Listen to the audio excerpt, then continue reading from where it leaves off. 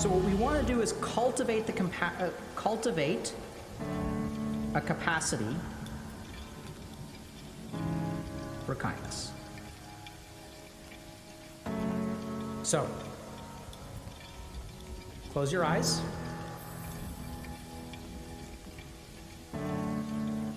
Take a few moments to breathe in and breathe out.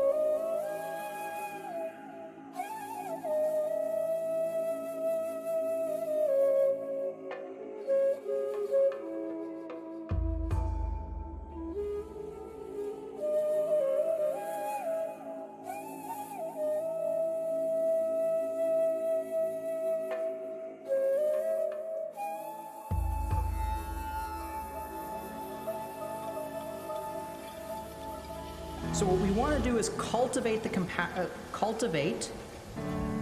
capacity for kindness. So, close your eyes.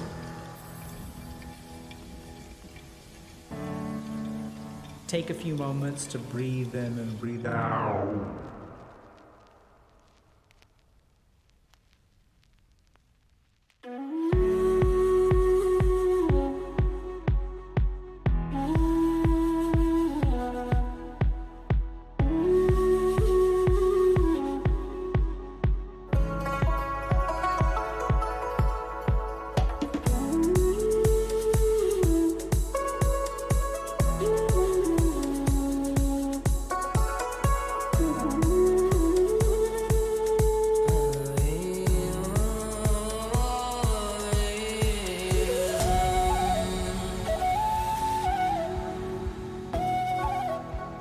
Alrighty, chat, let's get started. Welcome to another Healthy Gamer GG stream. My name is Alok Kanoja. Just a reminder that although I'm a psychiatrist, nothing we discuss on stream today is intended to be taken as medical advice. Everything is for educational or entertainment purposes only. If y'all have a concern or question, please go see a licensed professional and get some personalized advice. How y'all doing today, chat? Happy Friday. Mango Prasad, I don't know if y'all can see through the... Mango Prasad is lurking, in the back on the couch. But, you know, Mango Prasad hijacked my streaming setup on Wednesday. Hopefully it wasn't too bad. We've been able to wrest control of our, streaming stuff and accounts. And he has fled and left this stuff behind, but who knows?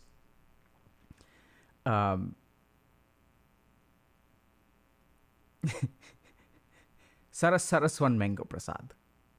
Right? So sometimes when we have spiritual gurus, one honorific isn't enough. So we need to have two honorifics. Saras. The 2022 World Series, Game 5 of what, lol? What is the... which one are we talking about? Warhammer which? Audio's a tad quiet? Well, turn it up. Bruv? Oh, baseball Houston Astros.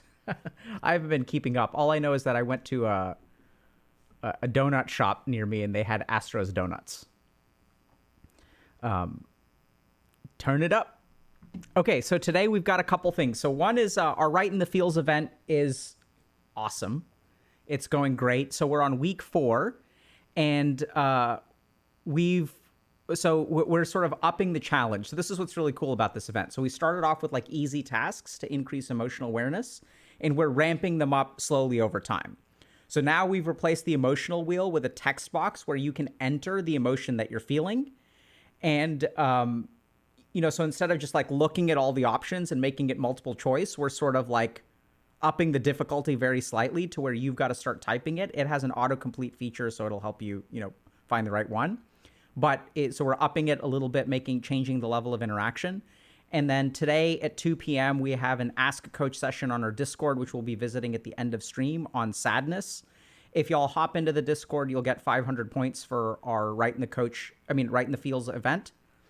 And so this is, so it's really cool. I don't know if y'all have seen this, but we've got other stuff planned for Right in the Fields. The event seems to be going so well that we're thinking about expanding it, actually. So we'll see. But it seems to be that a lot of people are participating, and most importantly, people are actually like making progress. So part of what I'm really excited about that our community folks have really done this year is that we can like teach a lot of information, but the application of that information and the skills building component, some of that y'all can do through coaching. So for example, we recently just got some interesting data back about group coaching and how the outcomes in group coaching correlate with increases in communication skills. So what that sort of means is that there are some groups that learn communication skills and empathy skills and EQ skills better. And when they learn those things better, they get more benefit out of group. So we're still looking into, okay, so like, why is it that some groups perform better than others? Is it the group members? Is it the coach? Like, what's going on there? So we're like looking into that. But a big part of, what we're really focusing on now, and this is part of the reason that we sort of launched the coaching program, is that we can teach you all this stuff, but information does not necessarily catalyze behavioral change. So this is something that is a huge struggle in the field of medicine. So like, we have a group of surgeons who will literally remove a portion of your stomach because we can't consistently get patients to change their diet, right? I'm not trying to judge people who go that direction, but I'm just pointing out that behavioral change is very, very hard. And what's happened in medicine is that we've started to focus more on like interventions that are easy, i.e. take a pill, rather than exercise. And so what we're focused on in this community is not just providing y'all with the information, but helping y'all actually attain a skills increase, leveling up, and changing the way that your attitude, your awareness, your emotional regulation. So we've got some cool stuff there. And if y'all are really interested in like actually leveling up, then I'd highly, highly recommend y'all check out the Right in the Feels event. So Peace Larva is saying that's why self-help videos rarely work. That's sort of true, right? So this is something important to understand, that self-help videos or books have a place, right? So we can learn particular things and start to implement changes. But if the translation, if I read a self-help book and the application to my life was 100%, there wouldn't be an industry, because we'd have 5 books and everyone would know how to change their habits and regulate their emotions and be perfect communicators and all that kind of stuff. And then like everyone would be perfect. So there is a translation gap, which is part of the issue.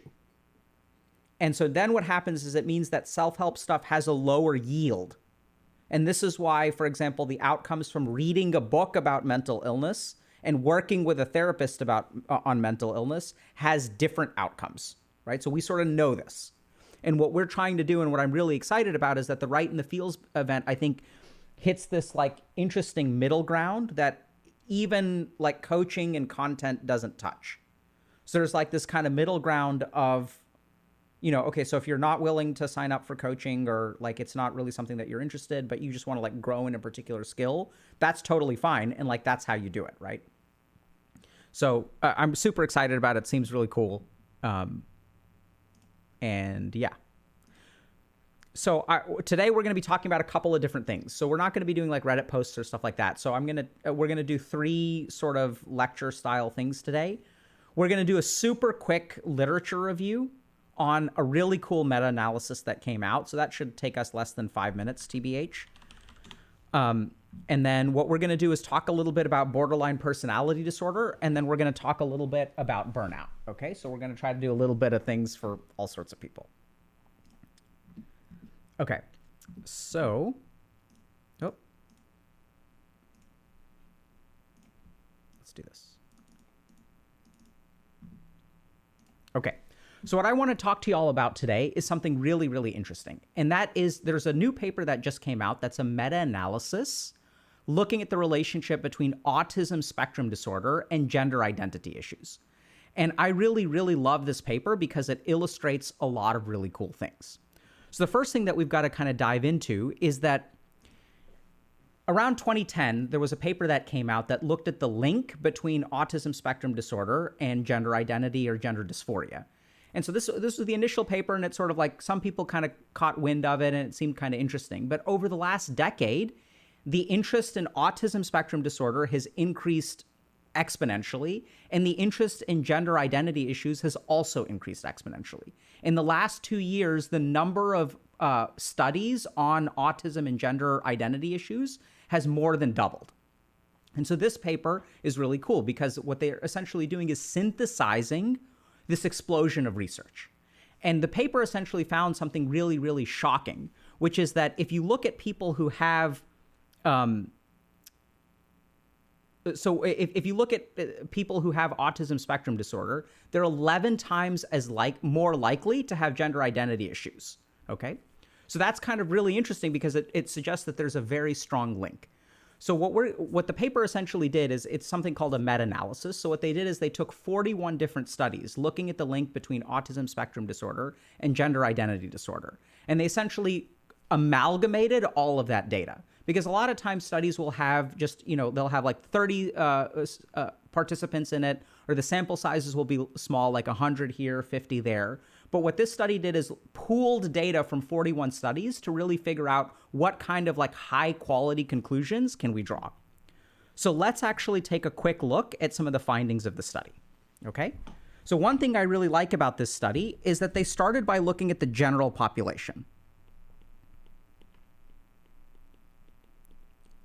And what they essentially found in the general population is that when you have a high amount of autism traits in kids, their parents reported high levels of gender identity variance. And this is something that I really like about this paper, is that they looked at different populations and actually asked a bunch of different research questions. So the first thing is that parents reported increased gender variance when their children had more autistic traits. Then what they did is they took a look at the autism population. So this is just looking at everybody. And then what they did is they said, okay, so what happens if we take a group of people who have autism spectrum disorder? If we take, let's say, 100 people with autism spectrum disorder, what do we find? And what they found is that if you have autism spectrum disorder, you're 4 times as likely to endorse gender dysphoria or gender identity issues. So that means that people with autism are 400% more likely to have issues around gender variance. So they also found that 15% of people with autism spectrum disorder actually report being non-binary. So that's a staggering amount, okay? And so do you all understand how this is like, these are 2 different statistics. One is a total prevalence within the population, and one is a relative number. So this is compared to people who are not on the autism spectrum. Then what they did is tried to see kind of the reverse relationship. So they looked at studies with people who said that they have gender identity variance or gender dysphoria. And they asked the question, okay, if someone has gender identity variance or gender dysphoria, what is the likelihood that they're autistic? And this is something that they found that was really interesting. Amongst kids, 3 to 21% of children who reported gender identity issues actually have a high degree of autism spectrum disorder or traits. They then looked at adults, because all these different studies, 41 studies, are looking at different populations. And what they found is about 4.8 to 7.8% of adults with gender identity issues will either have autism or test highly for autistic traits. So this is kind of interesting because these are actually 2 separate questions, right? So asking the question, what percentage of people with autism spectrum have gender identity issues? And asking the question, what percentage of people with gender identity issues have autism spectrum, are actually 2 different questions. And you may wonder, well, what's the difference? Why is it important? So let me put it this way. Let's take an alternate consideration for a second, okay? So let's assume for a moment that we're talking about the correlation between Indians and doctors. So there are a lot of Indian doctors, right? So asking the question, what percentage of doctors are Indian and what percentage of Indians are doctors, those are 2 very separate questions. And the other really important thing is once we start tunneling down into the correlation, we can start to understand causation. So does being a doctor make you more likely to be Indian, or does being Indian make you more likely to be a doctor? And this is really important because we start with sort of correlations, and then what we end up wanting to do is actually looking at causation. So what's the directional flow here? Which one is it? Does being autistic make you more likely to be to have gender identity variance, or does having gender identity variance make you more likely to be autistic? So now what is kind of the significance of this? So there are a couple things that I want to share with y'all. So the first is that this study, I think, is important for a couple of really important, this study is important for a couple of reasons. The first is that autism spectrum disorder is a neurodevelopmental disorder. And what that sort of means is that you're not necessarily born with all of the traits of autism. The way that you develop as a human being, if you have autism spectrum disorder, changes over time. It's an altered course of development. We also know that gender identity or gender dysphoria also develops over time, right? So a 1-year-old will have a different sense of gender identity than, let's say, a 15-year-old or even 25-year-old or even 35-year-old. So both of these sort of have developmental tracks. And the interesting thing is that since gender identity is developmental, and we know that the brains of people with autism spectrum disorder have different neurodevelopmental trajectories, that sort of gives us a clue as to how these 2 things could interact. The next thing that's really important about this is that it sort of touches on the causes of both of these potential issues. So this is kind of where we're starting to understand a little bit about genetics and epigenetics. So in the case of people who have autism spectrum disorder plus gender identity issues, Is there one gene that leads to both of these things? Or is there like a gene that makes people more likely to be autistic, which in turn informs the way that they develop their gender identity? Or is it some kind of epigenetic phenomenon that autism spectrum disorder changes the way that we activate our genes, which in turn determines our gender identity? So it's kind of a really interesting look into the genetic impact or epigenetic impact of the development of both of these things. The third reason why this is really important is because it sort of gives us a clue how these conditions develop or potentially how to help these people. So for example, one of the theories that people have posited, which I place a lot of emphasis in just based on my clinical work, is that people with autism spectrum disorder have difficulty mentalizing. So let's understand what mentalizing is. So generally speaking, when someone acts, when there's some kind of behavior, human beings have the capacity to understand what is in the mind of someone who performs an action. And that's not only the actions that other people commit, but our own actions. So for example, if someone gives me a birthday present, I am able to understand, I'm able to mentalize and think, okay, this person gave me a birthday present, which means that they care about me. So if someone, for example, gives me a Valentine, I'm able to mentalize and try to understand, okay, what does this mean about what's going on in the other person's head? So people with autism spectrum disorder have difficulty mentalizing. And mentalizing doesn't just have to do with external people, it also has to do with internal thoughts. So people with autism spectrum disorder have difficulty understanding their internal environment and how it shapes their actions. So this is what leads to a lot of things like social difficulties because they're not really aware of sometimes what they're feeling or experiencing on the inside.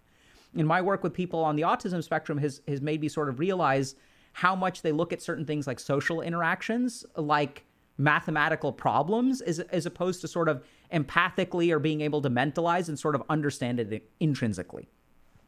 And what we kind of know about gender identity is, if you kind of think about it, gender identity is internally determined, right? Especially when we're talking about gender identity variance.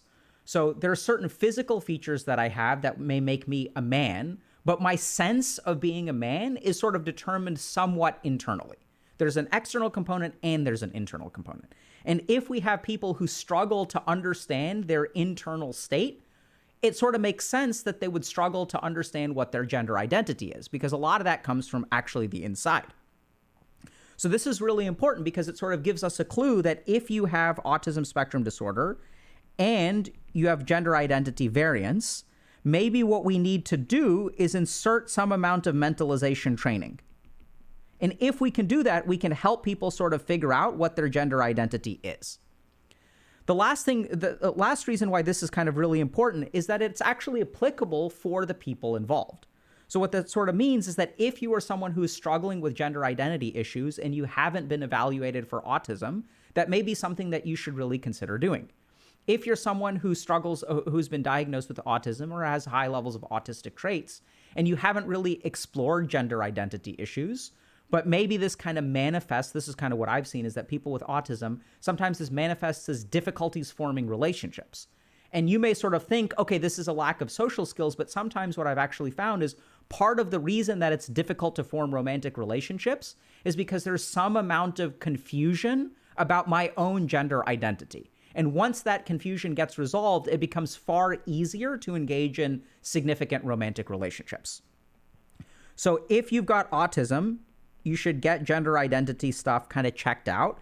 If you've got gender identity variance, you should potentially get evaluated for autism spectrum disorder.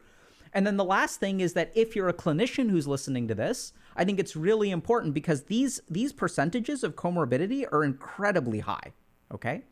And so what that sort of means is that if you're a clinician who's working with a client who's on the spectrum, it's probably worthwhile to evaluate them for gender identity issues, maybe help them with those issues. And if you're working with someone who's got gender identity issues, it may be worthwhile to evaluate them for autism. Because what we know is that both of these things independently increase the risk of mental distress. And so what we're sort of doing is that some people have even hypothesized that these will have a multiplicative effect. And so if you really want to help these people as a clinician, you should really be thinking about both of these things. So this has been a really quick overview of a really interesting meta-analysis that just came out about autism spectrum disorder and gender identity. The big takeaway is that these two things seem to be highly, highly linked. We're not really sure why, but we're talking about 11 times the population average in terms of what the linkage is. We're not really sure which one comes first. Is it a chicken or egg issue? Does gender identity come first? Does autism spectrum come first?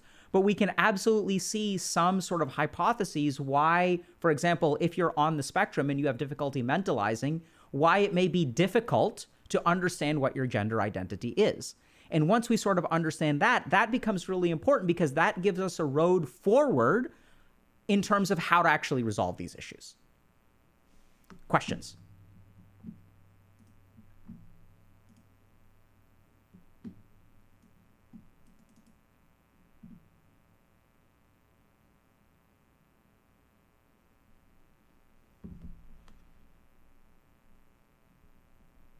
Is this... where can we find the paper? So the paper is, I can give you all the, it's Autism Spectrum Disorder and Gender Dysphoria Incongruence, a systematic literature review, published in March of 2022. The primary author is Khaled Sunaki.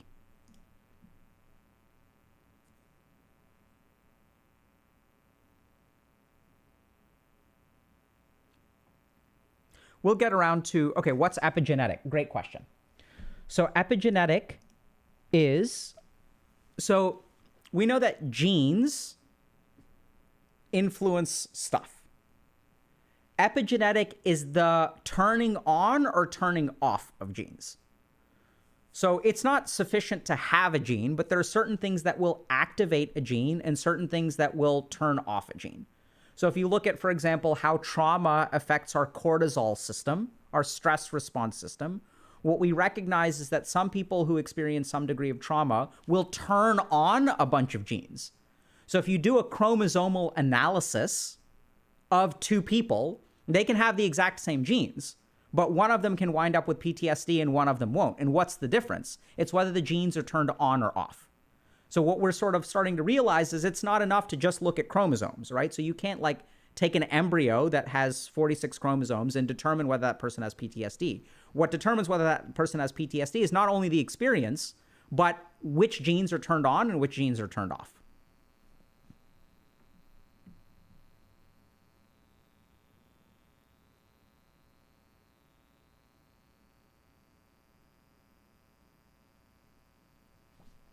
So this is a really good question. Soul Dragon Vein is saying, why are autism, ASD, and gender dysphoria called comorbidities? Morbid sounds bad. Yeah.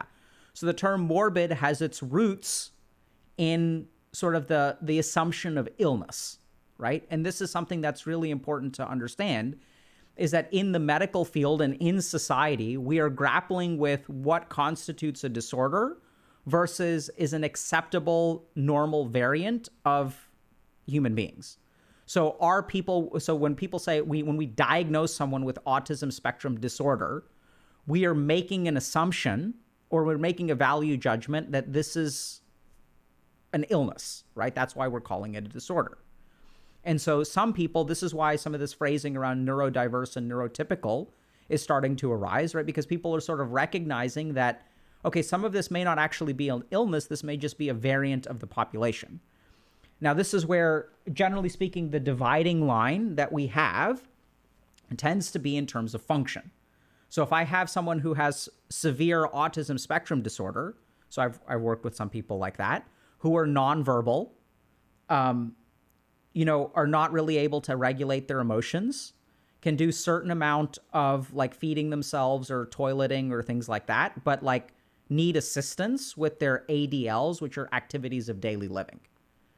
So like that person, if they were, left in a house by themselves for 30 days, would probably not be able to survive, right? So would that classify as a disorder? I personally think so.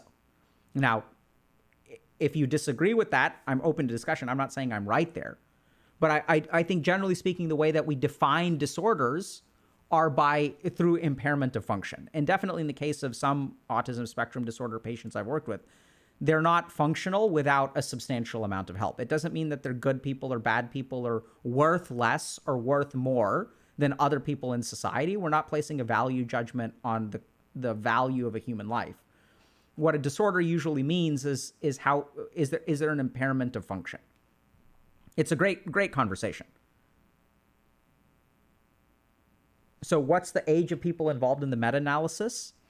So that's a great question too. So the age is variable. That's the whole point of the meta-analysis, is that there are some studies that look at kids, some studies that look at adults, and what these people did is look at the differences. So for example, what they found is that children with gender identity variance, there's a 3 to 21% chance that they have autism spectrum disorder, but adults have a 5 to 8% chance of autism spectrum disorder. And so what does that mean? That's really interesting, right? So we're not entirely sure, but that sort of suggests this neurodevelopmental link that the two conditions, let's just call them that for now, seem to have a developmental aspect to it. So as people grow up and change, the numbers start to change as well. So some things get resolved, some things don't.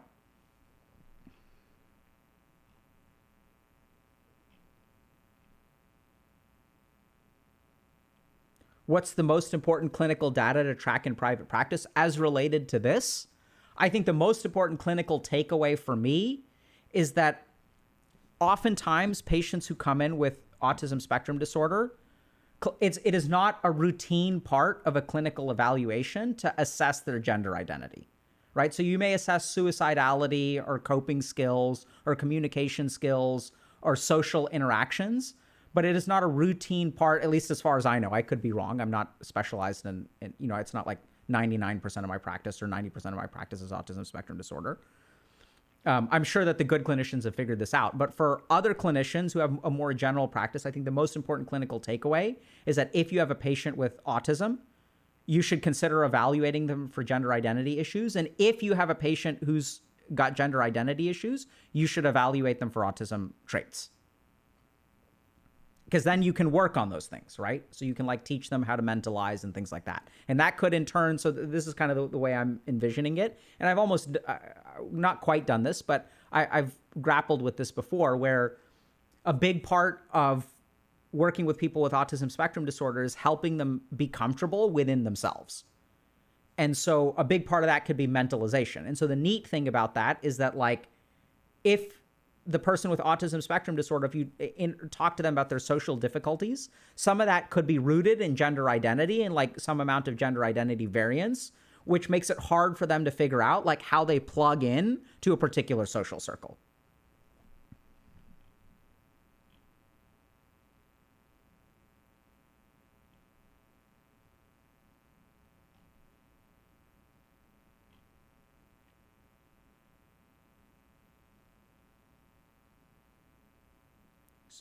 Wait. How do you communicate poor ADL skills if you are that person who is left by themselves? So generally speaking, there's two kinds of challenges with ADL, communicating ADL skills. So most people who struggle with their ADLs are not, I don't know about most, but many of the groups of people who struggle with ADLs aren't going to be able to accurately communicate them. So let's say that I've got, something close to anencephaly. So anencephaly is being born without a brain, which is not really a condition that is conducive with life.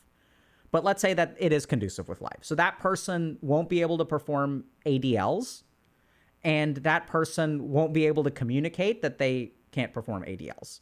Another good example of people who struggle to perform ADLs are people with dementia, like end-stage dementia, and they too won't have awareness to be able to communicate their difficulties with ADLs. Now, there's a large group of people who struggle with ADLs and can communicate them. And so a good example of that is people who are actively and severely depressed. Sometimes they struggle with ADLs, like showering and grooming and cleaning and feeding themselves and stuff like that. They're more able to communicate them. Just depends on what is the cause of the inability to perform ADLs.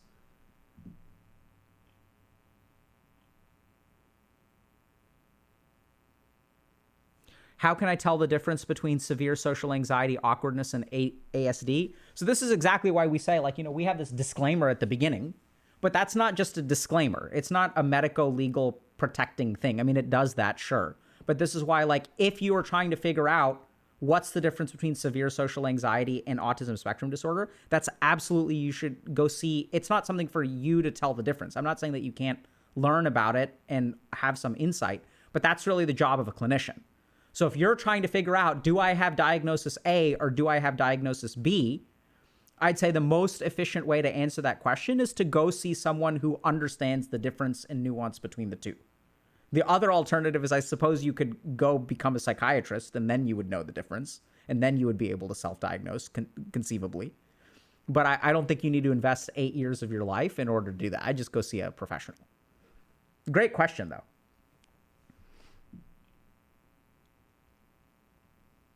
How do you tell when a teenager client is making up gender issues? I don't know that I would... I don't agree with the premise of the question. So making up implies some degree of objective reality, right? So sometimes they're making it up and sometimes they're not. There are ways to assess things. So you could, for example, assess malingering around gender identity disorder. So like you could assess for that. You could also administer some scales that measure the levels of gender identity disorder and things like that. So there are some tests that you can do to sort of see, okay, like, is this person making it up or not? So there are some ways to evaluate that. I don't know that that's usually the first place that I would go, though, if I was working with a teenager who sort of is, quote unquote, making up gender issues. If they came to me and said, hey, I have gender identity issues, I'd explore that with them. And this is where, like, I don't know if this makes sense, but calling them fakers does not usually resolve the issue. So if someone is making up gender identity issues, that's usually meeting some kind of psychological need. And if you point out to the person, hey, you're faking it, what's going to happen is they're just going to morph into something else that meets the psychological need. So the right way to kind of handle it, IMO, is to actually, like, help me understand what's going on with your gender identity and, like, what's happening there, and to try to actually support them psychologically. And oftentimes when you provide support to people with gender identity issues, those issues will resolve. And by resolve, I don't mean that they go away. I mean that you can, by supporting someone who is going through the process of discovering what their gender identity is, you can help them arrive at a conclusion, which is ultimately the goal, right? That's the goal. Is I'm non-binary. Okay, are you not sure if you're male or female, or are you neither male nor female? There's a difference between a question mark and slotting into one of those categories. And I think the right way to support a teenage client who's saying, I have a question mark, is to try to figure out, okay, what's going on there, and help that person slot into one of the buckets in sort of a healthy way. And as part of that, you may discover that, okay, this person seems to be malingering, and they're sort of saying this kind of stuff because of something else going on in their life, which happens. But then you want to address that, right? You don't want to say, hey, you're faking it. Because then what will happen is they'll just start faking something else. Make sense?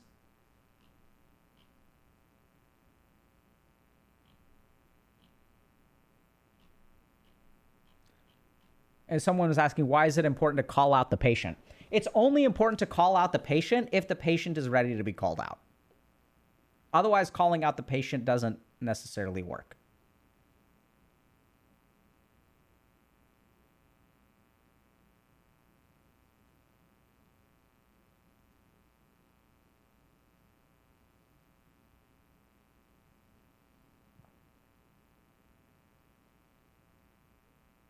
Okay.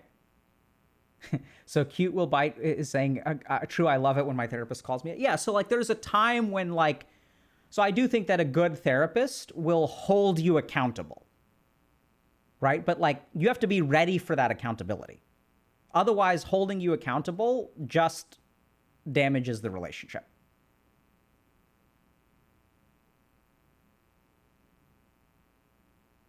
Okay, we haven't gone over bad habits of burnout, but we will do that shortly. Okay, so what do y'all want to do next? Do y'all want to do burnout or BPD? Can we poll? Folks?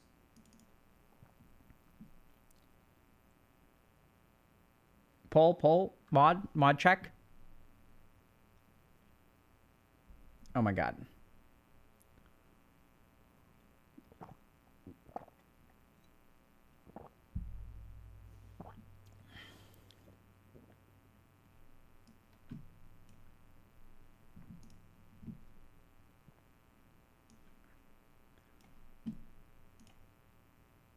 Okay, BPD. All right.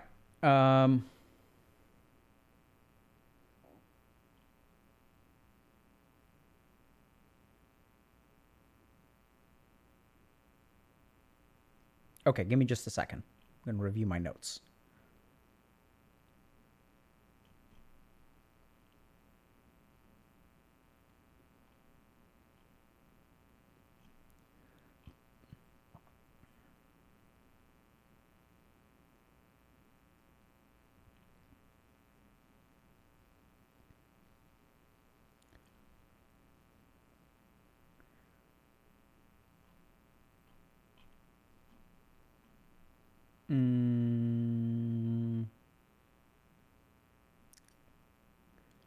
Lack.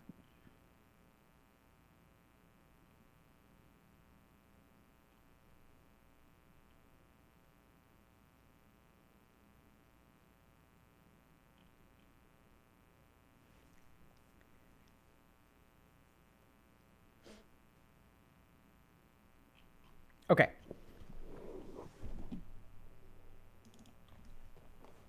All right.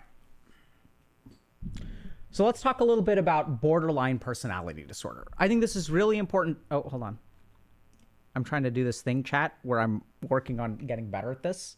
So I've started timing myself. Okay. So I forgot to start my stop clock. All right. So let's talk a little bit about borderline personality disorder today. So borderline personality disorder, I think, is one of the most misunderstood and stigmatized disorders out there. A couple of the most common misconceptions are, first of all, borderline personality disorder is like permanent, right? Because when we think about certain illnesses, these are things that happen to you. So something like anxiety is something that happens to you, and hopefully with treatment or therapy or medication can be cured. But when we talk about personality disorders like borderline personality disorder, narcissistic personality disorder, we think about these things as part of your personality, which means if they're part of your personality, you're kind of screwed because it's like who you are. So that thankfully isn't true. The other big thing about borderline personality disorder is that these people tend to be stigmatized very, very, very heavily. So sometimes it's very hard to form and maintain relationships. People with BPD are oftentimes viewed as manipulative and very like prone to doing things like lying and stuff like that, will be sort of very like emotionally contentious. And the last thing with BPD is that they tend to be very poorly characterized in media. So if you look at things like the crazy ex-girlfriend, this is something that's usually viewed as like BPD. Okay. Or they'll take BPD and they'll sort of like, when you're thinking about the crazy ex-girlfriend, it's sort of like someone with BPD. So what I'd love to do today is talk to y'all a little bit about what BPD looks like from the outside. So what other people see when they look at someone who has BPD, what BPD feels like on the inside. So what are sort of some of the subjective experiences of people who struggle with BPD? We're then going to talk a little bit about the formation of borderline personality disorder, i.e., where does it come from? Is it genetic? Is it in your brain? Is it controllable? Is it psychological? And then we're going to end with sort of talking a little bit about treatment and prognosis.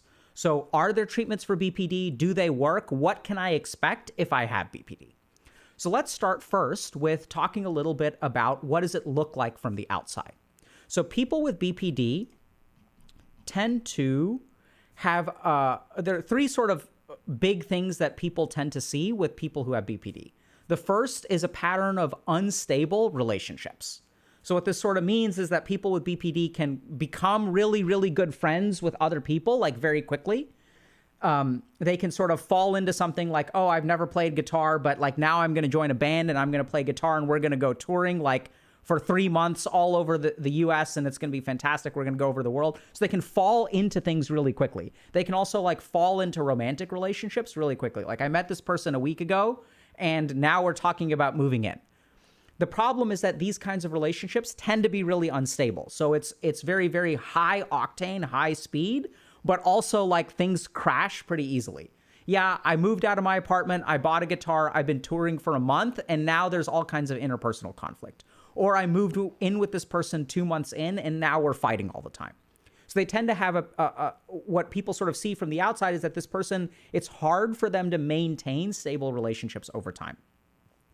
The second thing that we tend to find is that they have, if you look at this person, what you're going to see is strong emotional reactions. So this can be very frustrating from a relationship standpoint, because if you're in a relationship with someone with BPD, romantic, platonic, family, or any of the above, you may find that small things that you do will evoke strong negative reactions. So for example, like let's say you forget a friend's birthday, and then what's going to happen is the friend will get really, really upset with you. And they'll like start like doing all this weird kind of stuff where they're like, you ask them, hey, what's wrong? And they're like, oh, nothing's wrong. But you can tell that something's wrong, but they kind of like won't communicate it to you. So that you'll see strong emotional reactions. Like if you get the wrong birthday present, maybe they'll sort of explode.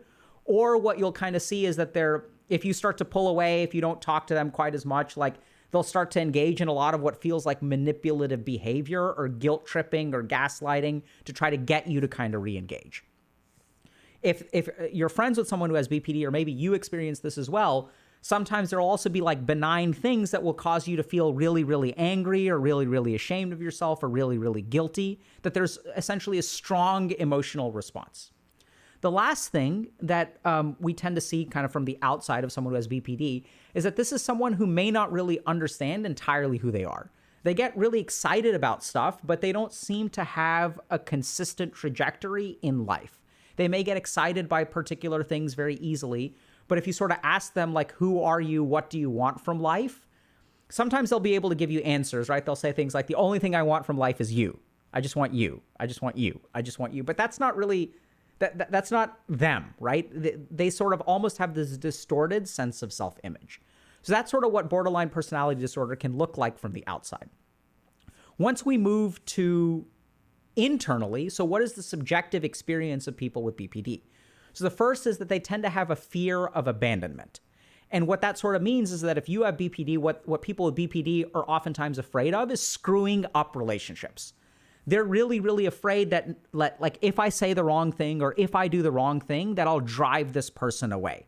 They really do believe like people are going to leave them. People are waiting to leave them. People are looking for any kind of excuse to leave them. And if you have those kinds of thoughts, like, oh my God, like this person is looking for an excuse to break up with me. We've been dating for 6 years. And since the 3rd month, they've been looking for an excuse. They've been looking for an excuse. That's what your subjective experience is like if you have BPD. And so oftentimes what it feels like is that relationships are incredibly, incredibly stressful because you're walking this tightrope of, if you seem too clingy, they're going to break up with you. If you seem too standoffish enough, they're going to break up with you. And this isn't just, we're sort of using romantic examples here, but this is also in like family relationships. So if you have like a parent-child relationship with BPD, this is the kind of thing where your parents are terrified that you're going to leave you. Or you're going to be terrified that your parents will, marry someone else and then like abandon you, and they're going to be like, they're going to have stepkids and they're going to love their stepkids more than they love you. Or if you're the parent, you're afraid that your kids are going to leave the house and then they'll never call you again. They hate to come home for Christmas, which oftentimes happens, right? Because you use them to meet your emotional needs, which we'll get to in a second. So what we sort of see is that there's a fear of abandonment. But subjectively, what that feels like is sort of a fear that you're going to screw up relationships and that these people are going to leave you. The other thing that's really interesting about the subjective experience of people with BPD, and this is something that I think we really lack compassion for because some of the behaviors that people with BPD exhibit can be so frustrating, is that their internal emotional experience hurts so fucking much. So people with borderline personality disorder, their experience of life can be incredibly painful. So I want y'all to kind of think about it this way, where like I can rip a Band-Aid off and that's like, it hurts for a few seconds, like maybe it hurts for maybe 10 seconds and it's like a 6 out of 10 pain. But if I've got BPD, the pain signals of life, especially emotional pain, are actually amplified. So things like breakups will actually, like almost in an objective way, we're talking about subjective, but if you kind of rate the emotional pain from a breakup, and if you take two people, one person with BPD, one person without BPD, it'll hurt way more for the person with BPD. So it's almost like their nerves are on fire when it comes to emotional pain. So it can almost be really confusing for people with BPD because they recognize that this life feels harder than what my other friends are kind of going through. That I've had 3 friends, they all, let's say, went through a romantic breakup and they're able to bounce back after like 2 to 6 months. But 1 year later, I'm still feeling so hurt over this kind of thing. And this sort of complicates relationships because what ends up happening is that I don't get over it, right? So I'm hurting, and normally like 2 months after a relationship, people give me a lot of support, but then they get tired of it after 4 months, 5 months, 6 months, 8 months. And so then what ends up happening is that like people stop supporting me emotionally because I kind of need more emotional support because it actually hurts more than the average person. The other very common experience in BPD is subjective feelings of emptiness. So this is where we kind of like, you kind of feel like empty on the inside. Like you don't really know who you are. You don't really know what you want from life. A lot of times the goals that you set are just to get rid of the pain. It's not necessarily moving towards something. It's moving away from something. So what I really want is I want to get rid of this loneliness. And I'm even willing to get back together with my abusive partner because unless they're around, I feel really untethered in life. And I feel kind of empty on the inside. I don't really know who I am. The last thing that oftentimes happens with people with BPD is that they'll sometimes dissociate or disconnect from life. And this is probably a neurologic coping mechanism where since there is so much pain that we experience subjectively, and we'll get to the neuroscience of why this happens in a minute, what they end up actually doing is like detaching or dissociating from that pain, and they kind of feel disconnected. And if you kind of think about it, that relates to the feeling of emptiness because the more that I disconnect from myself, the harder it is to discover who I am. So in terms of the subjective experience of BPD, the 4 kind of most common things that I've seen as a clinician, first is a fear of abandonment.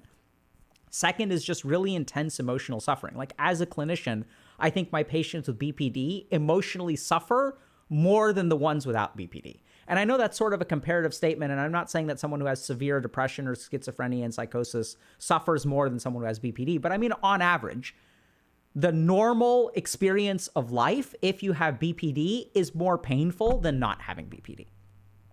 There are also a lot of feelings of emptiness and some amount of dissociation or detachment. So what this sort of results in is when you take these 2 kinds of things, like these internal feelings, what this results in is a number of different behaviors that people with BPD engage in. So as I'm going through life, afraid of abandonment, feeling empty on the inside, feeling a lot of emotional intensity, in order to cope with that, I'll engage in certain kinds of behaviors. And this is really where the disorder part really comes in, because the more that we see these kinds of behaviors, the more outcomes get worse for people with BPD.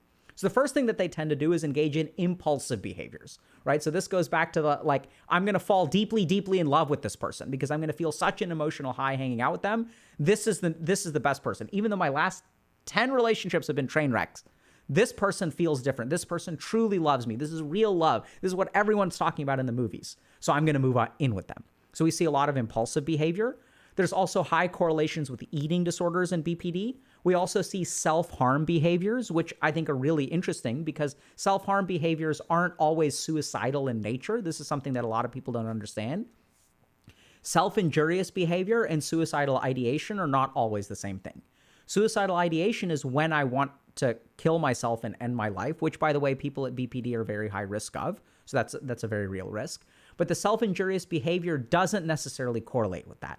When I've worked with patients who have BPD, when I ask them, why do you cut or why do you burn or why do you do self-injurious behavior, what I tend to find is that it's almost a meditative practice for them. I'm not advocating for doing that, but if you ask them, okay, when do you cut? Well, I cut when I feel emotionally really, when the pain gets so intense on the inside and I'm so unloved. If I start cutting, that pain, the pain of the physical sensation of the cut actually knocks the emotional pain and the fear of loneliness and abandonment out of my mind.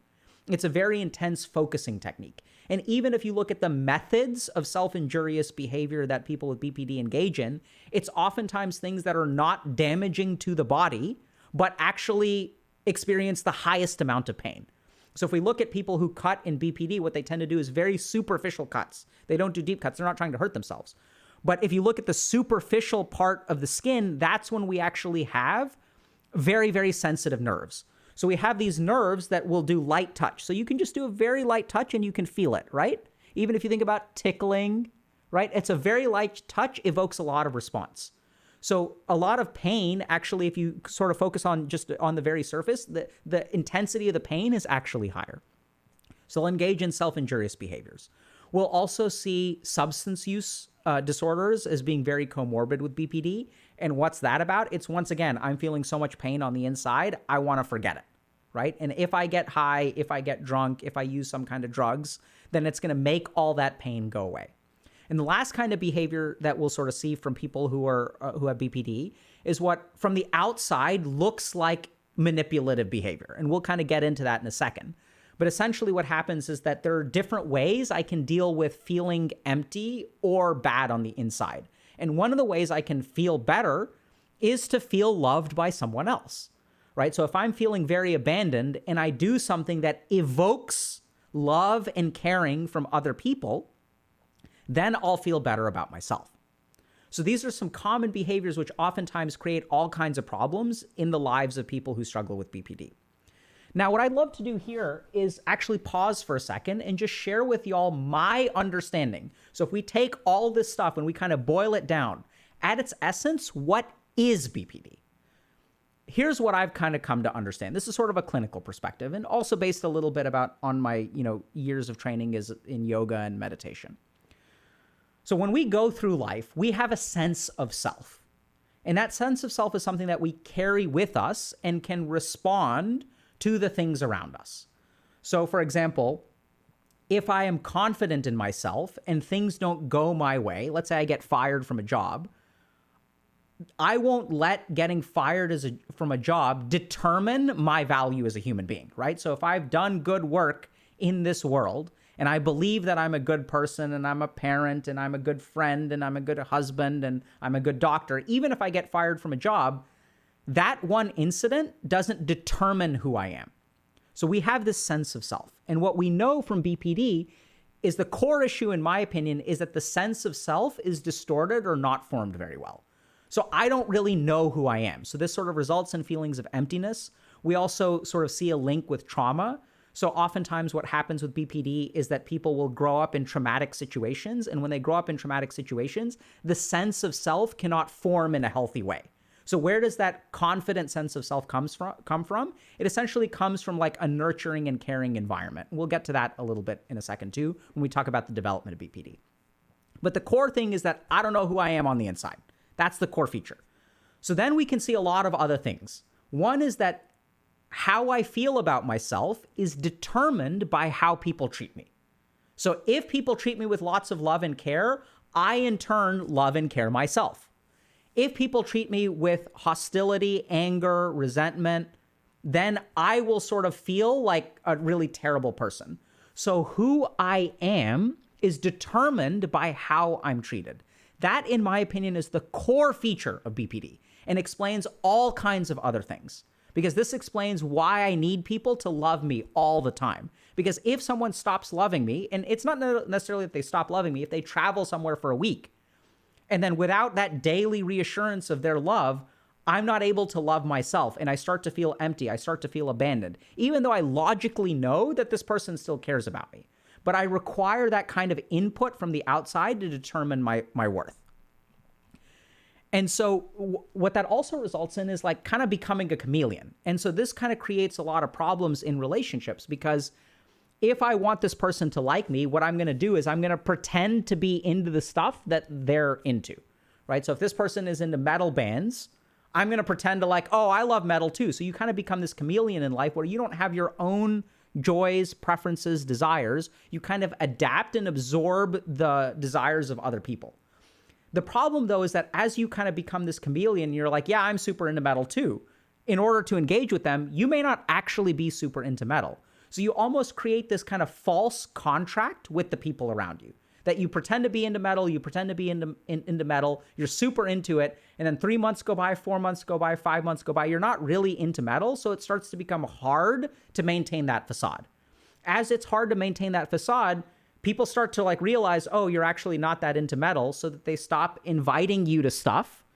And if they stop inviting you to stuff, that triggers the fear of abandonment. And then you're like, no, I'm really into metal. I promise I'm into metal. I'm into metal. I'm into metal. One of the most tragic things that I ever saw was a person who had BPD who was in a relationship with someone who wanted to be in an open relationship. And they were sort of like all in because this is what my partner wants. I don't want them to leave me. So I'm going to agree to an open relationship, even though it's not what I want. And then once you enter into an open relationship and your partner is like, having sexual relations with a lot of other people, that actually exacerbates the fear of abandonment and really just causes all kinds of behaviors to explode. So the core issue here is that we don't really know who we are on the inside. And so how we feel about ourselves is determined by how we're treated. Now what we're going to do is get into a little bit about how BPD develops. So we sort of know just a couple of like neuroscience things to start off with. The first is that BPD has a high level of heritability. So there's a strong genetic component. So the genetic component of BPD explains about 37 to 65% of BPD. So what that sort of means is that there's a strong genetic component. Now, I think some of these studies are a little bit flawed because I think that it's not just the genetics, it's also the upbringing of the household. So if you have a parent with BPD, I think that accounts for a lot of the development of BPD in the child. So it could be some amount of nurture as opposed to nature because you've got a parent who's got BPD. So what we see in the brains of people with BPD is that they have increased emotional responsiveness. So what that sort of means is that if something bad happens to me, it may take me 10 seconds or 15 seconds to get really angry. Whereas someone with BPD will get angry within a single second. So the amygdalas of people with BPD are actually a little bit smaller, which people may think, okay, so remember the amygdala is our fear center of the brain, is our survival center of the brain. So does smaller mean less? No, usually smaller in the brain means more because we're not able to regulate it as much. So people will feel negative emotions more intensely and faster. The other thing that we know about the brains of people with BPD is that they experience those negative emotions for longer than someone who doesn't have BPD. So that sort of means is that I'll get pissed over 30 seconds and then I'll stay pissed for about an hour, hour and a half. Whereas someone with BPD will get pissed within 1 second and they'll stay pissed for like 8 hours. So their experience day to day of life changes because of the way that their brain actually works. So we also have evidence that there's a dysregulation of the stress system. So people with BPD will be in high stress states for longer periods of time. And they're also very sensitive to stimuli. So what does that kind of mean? So there's one of my favorite studies on BPD is one where they looked at facial expressions. So what researchers did is they took a facial expression like this, and then they videotaped going from a smile to an angry face. So like this, and then this, right? So if you actually take that clip and you turn it into 100 stills, what you'll find is that there's 100% happy and 100% angry. And most people, if you look at the middle, when I'm halfway between smiling and angry, most people can't really tell what I'm feeling. Like if you take a normal brain and you show them that picture of 50% happy, 50% angry, people will be kind of confused. What happens is I need to get to 70% anger for a normal brain to tell that I'm angry. Right? So if I'm 50% angry, people can't really tell what I'm feeling. Once I hit 70% anger, then people can tell. The interesting thing is that for people with BPD, they can detect the anger at only 30% anger. So even when someone is 70% smiling and 70% happy, the brain of the person with BPD actually detects anger in that situation. So I want y'all to imagine what it's like to go through life when the people around you, even if they're 70% happy, if they're only unhappy with you 30%, if what you detect there is that this person is unhappy with me. Imagine how hard it is to go through life when you're doing 70% right, but all you can see is the 30% of unhappiness that people experience. So what we tend to see in people with BPD is that they're very, very sensitive to the negative emotions of others. They're very, very empathic, which once again fits in with this idea of I don't know who I am. So my sense of self is going to be determined by how other people treat me. In order for that to work, I have to be very, very empathic. The challenge is that the kind of empathy that I have is biased. It's biased towards the negative. So what I tend to see is the dissatisfaction, the fear, the disappointment, the anger in all of my relationships. And then what I start to do is I start to react when people are 70% happy. Even though they're still happy, I'm like, oh my God, this person is upset with me. And then I'll start to ask them, hey, why are you mad at me? But the person's like, I'm not mad at you. I feel okay. Like I'm a little bit frustrated, but it's not that big of a deal. Oh my God, why are you frustrated? What did I do wrong? And then what they'll sort of do is create these frustrating dynamics with the relationships that they're in. Okay? So now we're going to talk a little bit about what do we understand about the development of BPD. So we know that there's a high correlation between trauma and BPD, but my favorite theory of this actually comes from Marsha Linehan, who is the developer of something called dialectical behavioral therapy. Brilliant psychologist who, if memory serves correctly, I could be wrong here, but I think she herself has BPD and kind of talks about that. And so what she sort of believes is that we have, in order to develop BPD, what we need is a neuroscientific vulnerability, i.e. a brain that is sensitive to negative emotion, plus an invalidating environment. So you can have a brain that's sensitive to negative emotion, but if you grow up in the right environment, what that sort of means is that you'll get enough emotional reassurance to where you'll learn that like over time, like when you're 4 years old, 5 years old, that even though I feel really angry, my parents are there to kind of create a safe space for me so I can kind of calm down and I can develop some security. I can start to feel good about myself, even though I was feeling bad a little while ago. And on the flip side, what we kind of see is if you have that neurological vulnerability to intense negative emotions and you are in an invalidating environment, what that sort of does is like, then when those negative emotions arise, like they get amplified and they don't get toned down by your environment. So what this also means is that if you have a neurotypical brain in an invalidating environment, but if you aren't neurologically sensitive to that negative emotion, even if the environment is somewhat invalidating, it's not that big of a deal because your brain is able to sort of like regulate its own emotions internally. So this is why there's a correlation with trauma. But what we tend to see is that some people with BPD don't grow up in necessarily traumatic households. Some of them will really grow up in invalidating environments. And then you'll have like invalidating environments. Let's say your mom is invalidating, but you've got 3 kids in the household and only one of them will grow up with BPD, even though they all have the same invalidating environment. What's the reason for that? It's because the other 2 kids have brains that are not sort of like have an itchy trigger finger when it comes to negative emotion. So I really like this theory. I think it's very explanatory where there's a neurological vulnerability plus an environmental factor. So a key thing that people sort of think about, especially when we talk about personality disorders, is does this mean I'm screwed? Because this is a personality disorder, right? You're telling me, Dr. K, that my brain is busted. I have a small amygdala. And like, if I've got a small amygdala and I don't know who I am on the inside, does that mean I'm essentially screwed because I engage in all these manipulative behaviors and I'm screwed?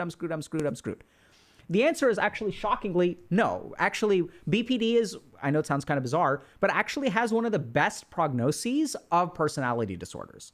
So the first thing to understand is that there are very good treatments for BPD. One of my favorite treatments for BPD is something called dialectical behavioral therapy, which is essentially cognitive behavioral therapy with this mindfulness component added to it.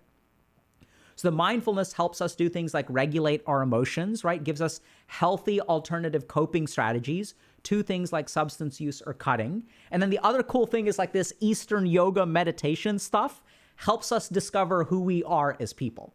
And so in my experience of working with BPD patients, like they actually end up doing really well because we sort of do this weird like yogic find yourself inner journey thing, and it actually works really well.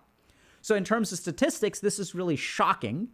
But if you take patients who are hospitalized due to borderline personality disorder. So these are people who are in such a crisis where they get hospitalized potentially involuntarily. They get locked into a psychiatric ward. 2 years after hospitalization, 34% of them are in remission. 4 years after hospitalization, 49% of them are in remission. 6 years after hospitalization, 68% of them are in remission. And a decade after hospitalization, 86% are in remission. which is kind of staggering, right? So what we're saying is that you can be so sick that you get hospitalized. And 10 years out, if we take 1,000 people with BPD and we just measure them 10 years out, we're not really sure who engaged in what level of treatment, by the way, but we just look at the statistics. The odds are that 860 out of 1,000 people will be in remission.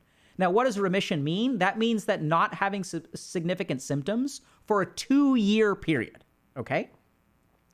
Only about 6% of people who are in remission will have recurrences. So are we kind of catching people on a good day, and that's why like these statistics are so good? But actually the prognosis for BPD is like actually really, really good, and we have very, very good treatments for it.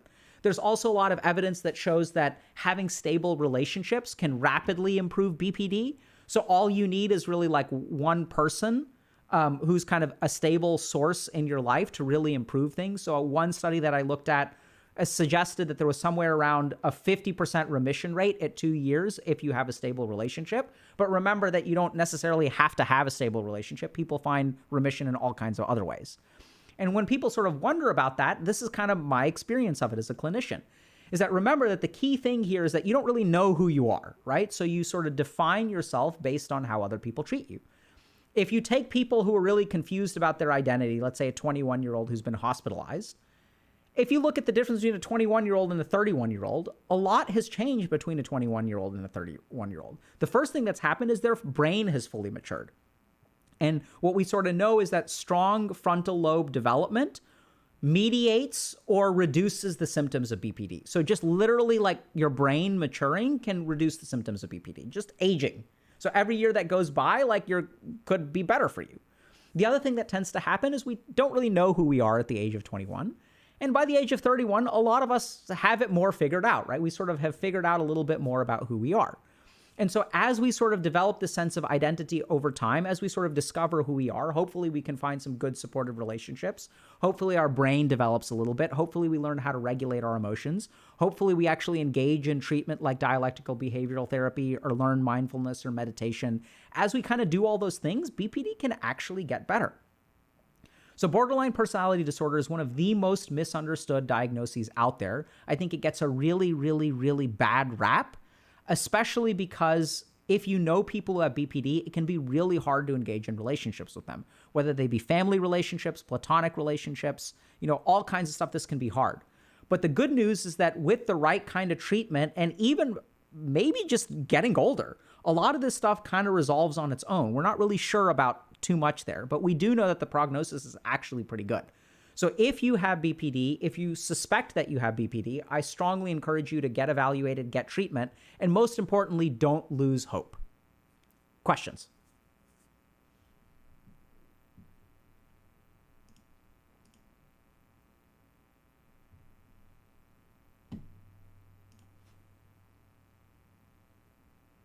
How does one help developing their frontal lobe? Meditation is at the top of the list.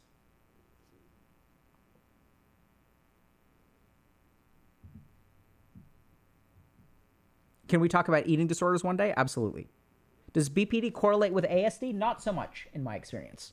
One other thing that I want to point out, by the way, so a lot of people don't realize this, but I would say some of the most successful people that I've worked with are actually have BPD. So when the most common diagnosis of women in finance or law firms that I've worked with is actually BPD. So a lot of times they're very, very intelligent, very hardworking, and they just suffer a lot, but they like kick ass at life. The other thing that I want to talk about for a second is the gender variance. So BPD is 3 times more likely in women than it is in men. And so why is that? Well, in my opinion, what we're really talking about here is, remember, the root of this is not knowing who you are. And that not knowing who you are manifests in different ways. Like fear of abandonment, or the fear of abandonment may manifest in like lying, manipulative behavior, things like that. Whereas in men, I think what basically happens is that same root looks different or manifests different on the outside. So for example, working as an addiction psychiatrist, what I really found is that a lot of people, men who get diagnosed more with addictions, that there's oftentimes a personality component that's missed. So what'll happen is as someone comes in, like what people will see, the problematic behavior for a man may be more substance use oriented than relational is kind of how it manifests as a woman. So I don't really know, even though there's like a difference in the diagnostic rates, I think the core psychological injury, so if you take a brain that is vulnerable to negative emotion in an invalidating environment, and you put those two things in a man, that will manifest in a different way from the way that it manifests in a woman. And so that's why I think that we have a differential amount of diagnosis between the two genders. I think the core pathology can be the same. It just looks different as that man grows up.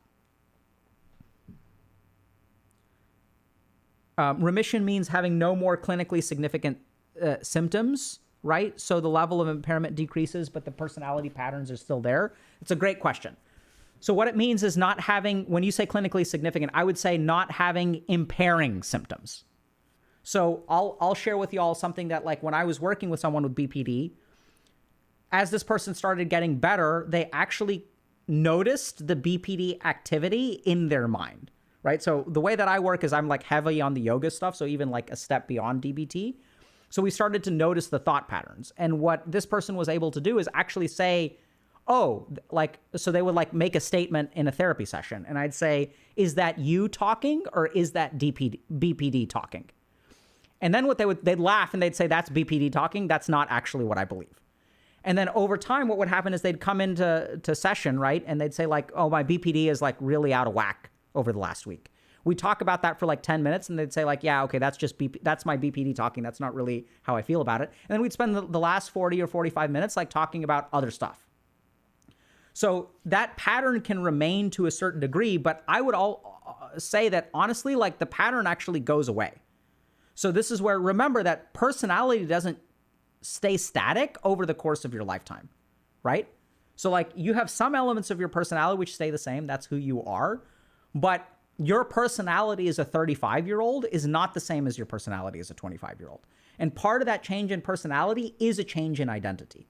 So some of the patterns will remain, but some of the patterns will really resolve. And as people really discover who they are, a lot of the stuff actually sloughs off and becomes somewhat of like a permanent kind of cure.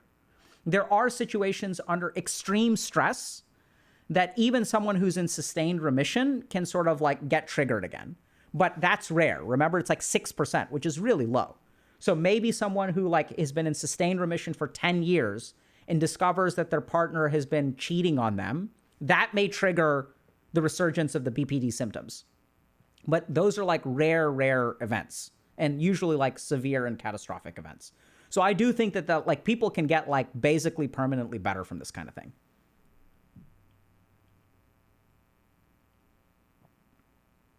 So how can we make our social environment understand our disorder is a day-by-day problem? That's really challenging. So that's actually part of the reason that we framed the talk the way that we did here.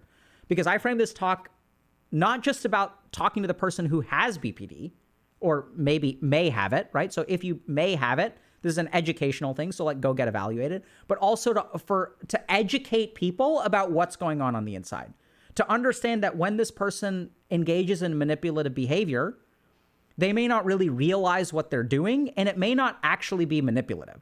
So a really common example of this is that people with BPD are oftentimes viewed as attention-seeking, right? So people will say, oh, you're just doing it for attention. And so that's really invalidating, makes it really hard, right? So as I invalidate the person with BPD by calling them attention-seeking, that triggers their fear of abandonment and makes the cycle worse. And for people who don't get better with BPD, what I tend to find is that they remain in environments that are continually emotionally invalidating. So even if we're looking at an 86% remission at 10 years, who's the 14%? The 14% tends to be people who are at home or maintain strong relationships with their parent who has been emotionally invalidating this whole time, or get married to someone who is emotionally abusive and remains emotionally abusive over the course of the decade. So you need someone who's continually causing problems to really like maintain the BPD structure. That's sort of a clinical experience, okay? Like that's not a statement of fact that's based in research. That's just been my experience. But the thing about attention seeking is that, remember, if you're struggling with your internal emotions and you feel pain more than other people feel pain, you may cry more often, you may cry louder. And when other people get fed up with that, and especially if they've got BPD and are kind of sensitive, right? So I want y'all to imagine this for a second. Imagine you have a parent with BPD and a child with BPD. And if the child with BPD starts crying, what does that say about the parent? How does the parent with BPD feel? Oh my God, my child is crying. What does that mean? That means I am such a terrible parent. Oh my God, my child is so messed up and it's got to be because of me. And so then how does the parent respond? The parent yells at the child, stop demanding attention because I need to shut down the behavior. Because remember, if I shut down the behavior, then I'm not a failure of the parent anymore, right? Y'all see that? So as I yell at the child, stop crying. You're such an attention seeker. Ma, ma, ma, ma, ma. Child stops crying. And then if the child stops crying, then I feel better about myself because I've shut down the crying. So then what happens is you have a parent who is continuously blaming the child for being an attention seeker. Whereas the child isn't necessarily an attention seeker, they just have difficulty regulating their emotions. And why do they have difficulty regulating their emotions? Because when we're a child and we have difficulty regulating our emotions, who holds our emotions for us? The parent does, right? So y'all see this cycle where I have difficulty regulating my emotions. When a child is crying, usually the parent comes, the parent's like, oh, it's okay, baby. Like, tell me what's wrong. Tell me what's wrong. It's okay. Oh, you have a boo-boo? Here, let me make it better. And then what happens is that the emotion gets transferred to the parent. Parent metabolizes it for the child. But now we've got the situation where a child has no supportive parenting, is triggering the parent. When they trigger the parent starts yelling at the child, shuts down the crying, worsens the BPD in the child, and alleviates the emotion in the parent. So this kind of a cycle we can see a lot. It's actually quite devastating. Okay? So a lot of times people with BPD will get judged as attention seekers, where the truth of the matter is they just have difficulty regulating their emotions and they're not quite getting the level of support that they need. Make sense?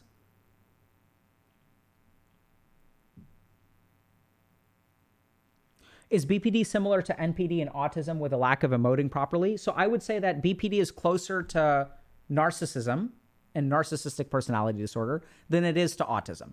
So I think in autism, there's like a different genetic and epigenetic track, right? So we know that autism spectrum disorder will have like other kinds of learning disabilities, potentially nonverbal stuff, repetitive behaviors. We don't really see that with BPD. I sometimes wonder whether BPD, NPD, and sociopathy or antisocial personality disorder are actually share a similar root. And in men, it more likely manifests as narcissism or antisocial personality disorder. And in women, it manifests as BPD. And I'm not the only one who thinks that. So like, even if you go back to the old systems of classification, all of those diagnoses of personality disorders were called cluster B personality disorders. And why were they clustered together? Because they share some common roots. So if we look at BPD, remember that the way that I feel about myself is determined by how other people treat me. If I look at narcissistic personality disorder, it's exactly the same, right? So narcissism, I need other people to tell me I'm awesome, otherwise I don't feel good about myself.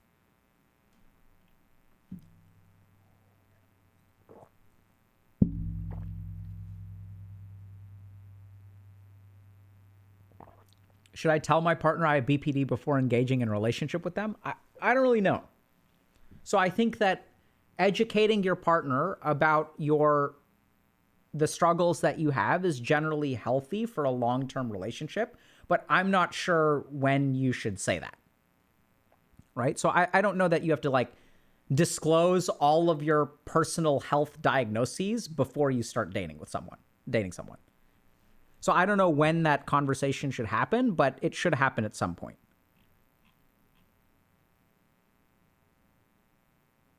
How to stick with one's self-image? Is it possible for people with BPD? Absolutely. So here's the problem. The problem is in the question, how to stick with one's self-image. You don't stick to a self-image. You have a self-image. It's something, it's kind of like, how do I stick to this thing on my monitor? How do I keep this image on my monitor? Well, the monitor fundamentally changes images. But it's kind of like the difference between having an image on your monitor, which can change, and having a painting, which is fixed. So the goal of BPD is that the people with BPD have a monitor where the images keep changing. What they need to do is have a painting, and the painting is permanent. Then you don't have to stick to it because it's fixed. Does that make sense? And it's absolutely possible. Okay? All right, I want to make sure we have enough time for burnout, so we're going to switch over.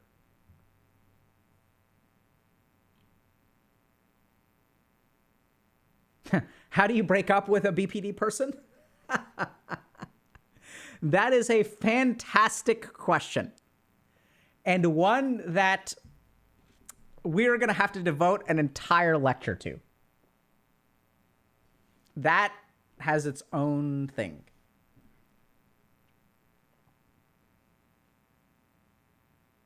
Thanks for the tier 1 sub, Jarell. Appreciate it. We're going to do this. So listen, chat, we're just getting started, okay, when it comes to some of these like discussions. Like, so we got to do a what is BPD? There's all kinds of other like BPD in the workplace is really, really important. Like I kind of said, like there's this whole really successful women I've worked with, like a lot of them have BPD. So BPD with relationships, BPD with parents, right? Like that's a whole, having a parent who's got BPD is like a whole thing. Not just how to break up with someone with BPD, but how to succeed in a relationship with someone with BPD, how to succeed in a relationship if you have BPD. Those are all full lectures that we could give. Does that make sense? Thanks for the gifted subs. Can you tell us more about the influence of trauma on BPD and vice versa? I can, but not right now. So that too is a whole lecture. So this is like the neat thing. So y'all, I don't know if you'll get this, but this is what I love about y'all. But people will devote their entire lives to working with people with BPD, understanding all of these questions. So I love it that when I give a lecture like this, the response that I get is like, here's 5 more lectures. And we're going to do those lectures. And someone's going to ask about, okay, so we're going to do a lecture on, let's say, the intersection between trauma and BPD and the development. We just touched on that today. And then someone's going to say, okay, what's the relationship between PTSD, borderline personality disorder, and complex PTSD? Right? So there's another lecture to be born. There's so much to understand about this stuff. And what I love about y'all is that like y'all have so many great questions. And it's just, I can't teach it all right this second. But we started with this because this is supposed to be the foundation. And we're absolutely going to do all those. How do I break up with someone with BPD? How do I date someone with BPD? How do I date someone if I have BPD? How do I handle breakups if I have BPD? Those are 4 lectures. Excellent. What do I do if I have a parent who has BPD? What do I do if I have BPD? How do I interact with my parents? Right?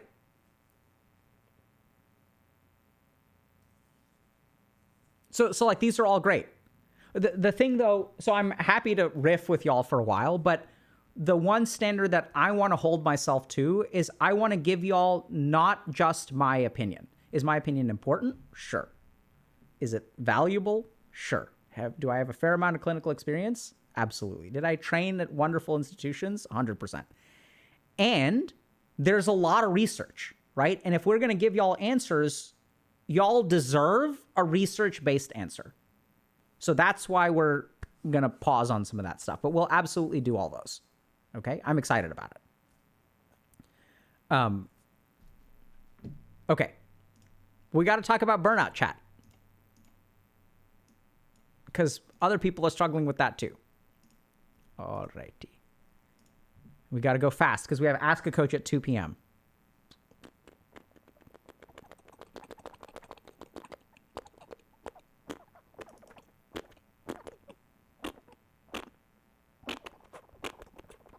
This is our talk about burnout. It just goes like this.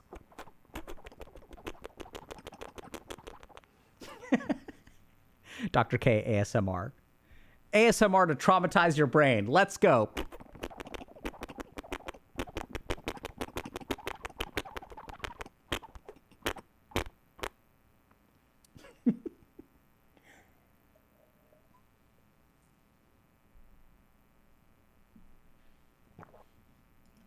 So this is hilarious. Did I teach at Harvard? Yes. Farting noises? Okay. Do y'all want to know Salad Ass 117? Do y'all know why I teach more on the internet than I do at Harvard now? Because at Harvard, I can't do this. But I can do this on the internet, right? So like if I actually did that, I'm sure that, you know, the residents that I would be teaching would complain to the program director, and the program director would be like, hey, they said that you were doing some weird noises for like 5 minutes while you were collecting your thoughts. What's up with that?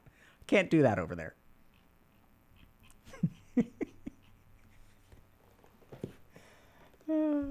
Have I tried? No, I haven't risked it. So one day I'll tell you all this story, but I gave, so I got one, maybe I'll give this talk to y'all too. So I tried to be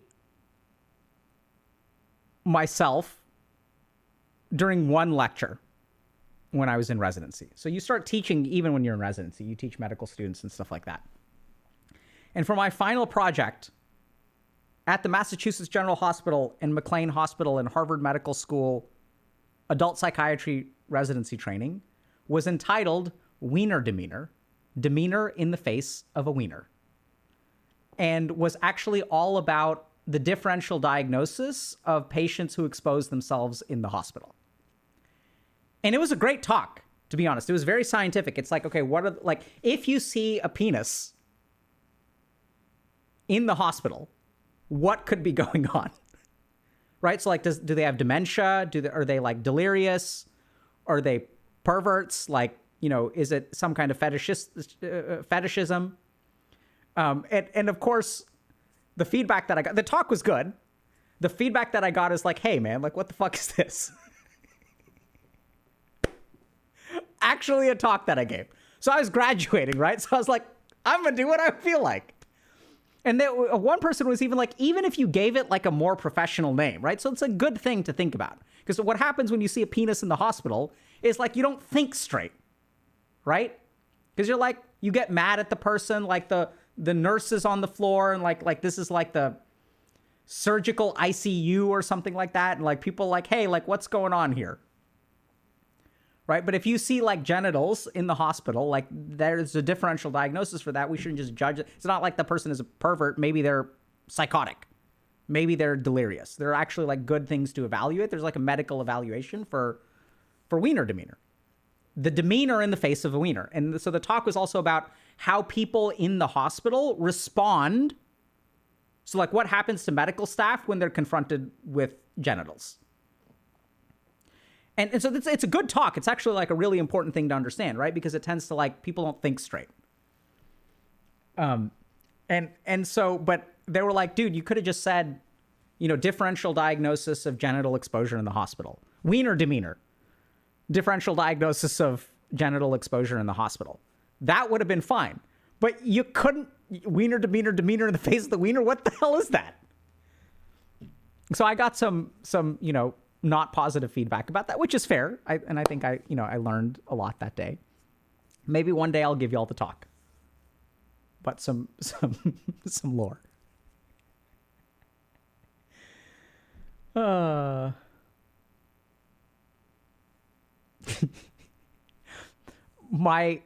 appreciation and my condolences to the people who tried to turn me into a good psychiatrist. They worked really hard, and I'm grateful to them. And also apologies for disappointing y'all.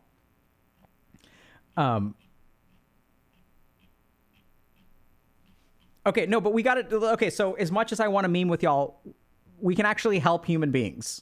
Okay, because I don't know that the appropriate differential diagnosis for genital exposure in the hospital is like helpful to our current audience on the internet. Right? I don't think that's the case. So we're going to focus. Okay?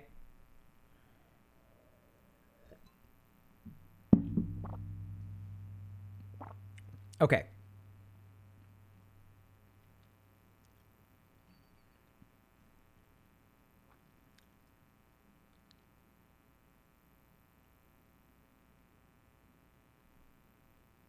Give me a second.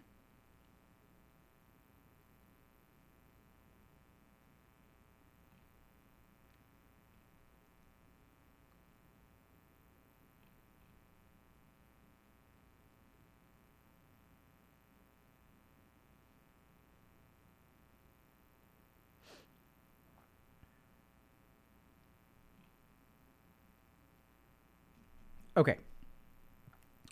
So, bup, bup, bup, bup, bup. Bup, bup, bup, bup. You all playing Dire Tide, by the way? Chat, we playing some Dire Tide today?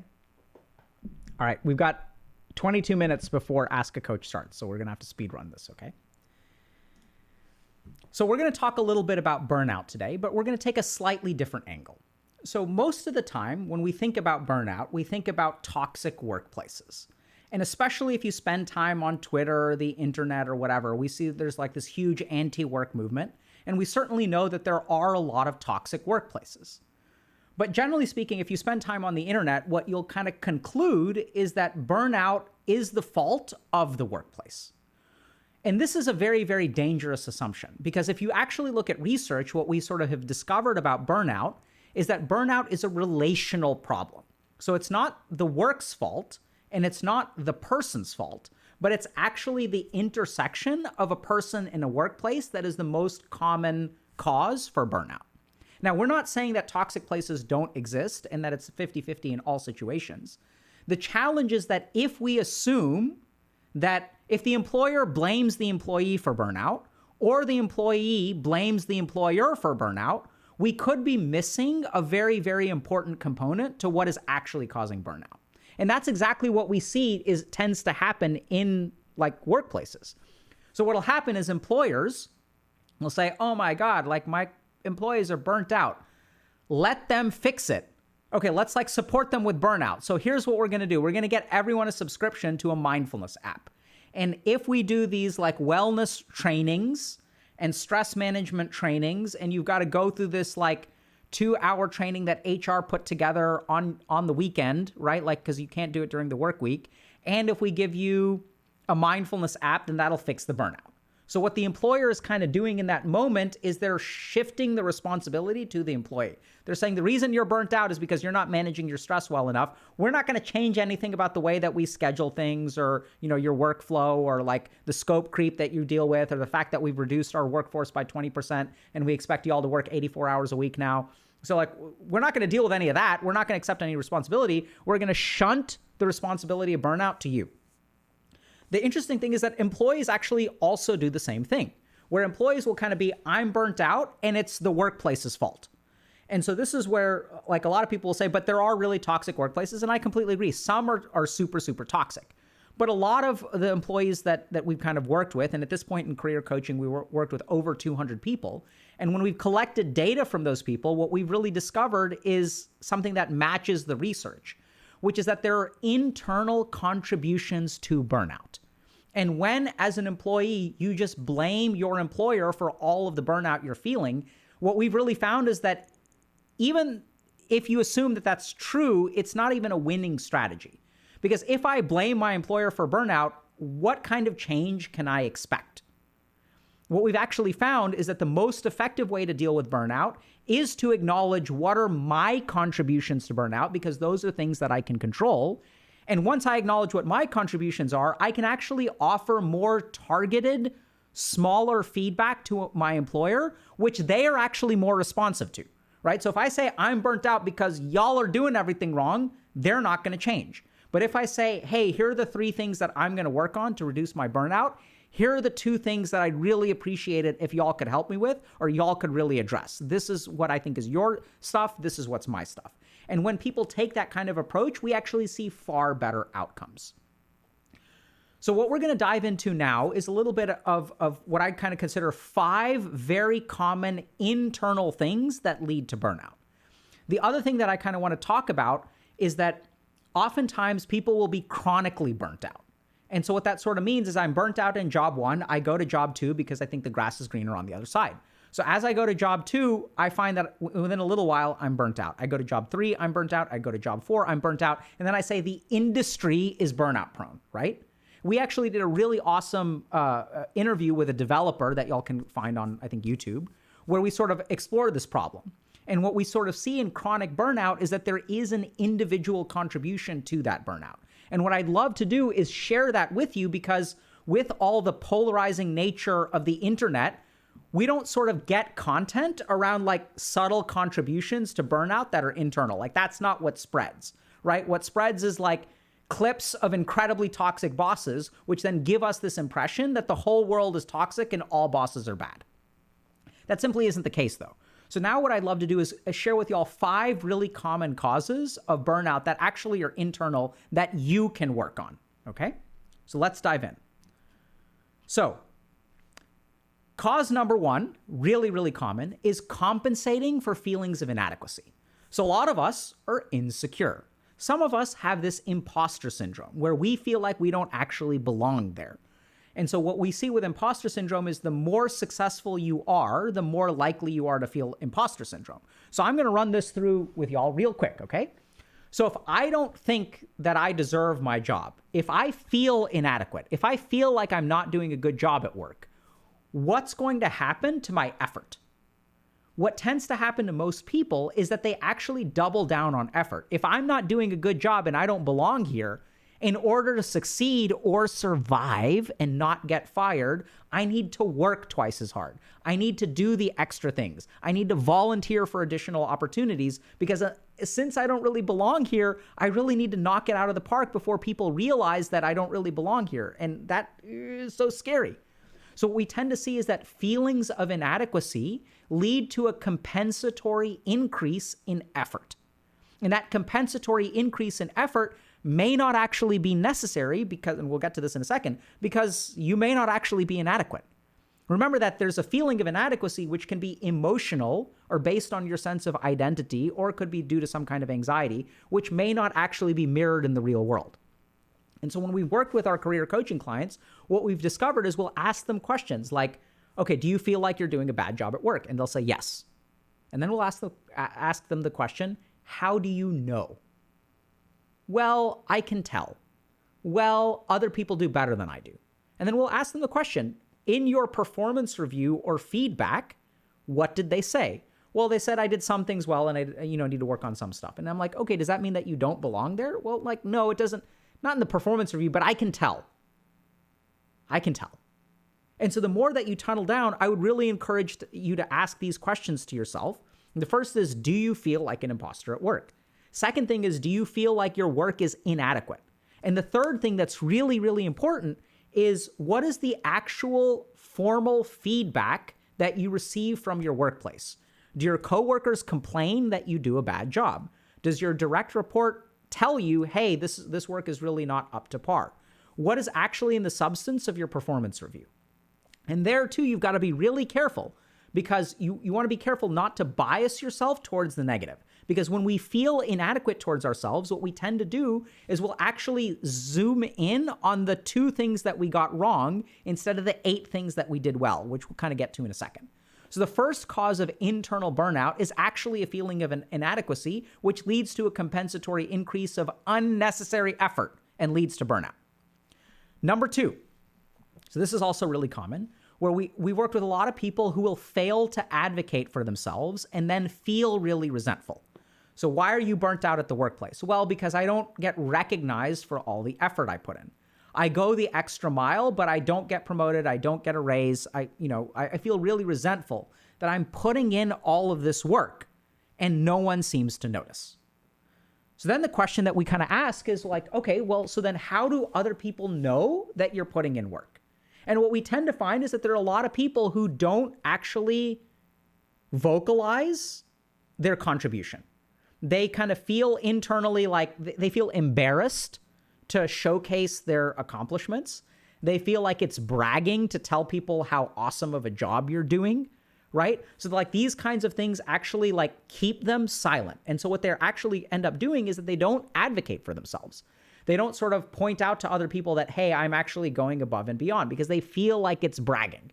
They feel like, oh, I should be like humble, right? And so it internally like feels uncomfortable for them to own their accomplishments. And so then what ends up happening in the workplace is I'm embarrassed to tell people I landed a huge client. And so then what happens is people are like, okay, we're going to do our weekly check-in.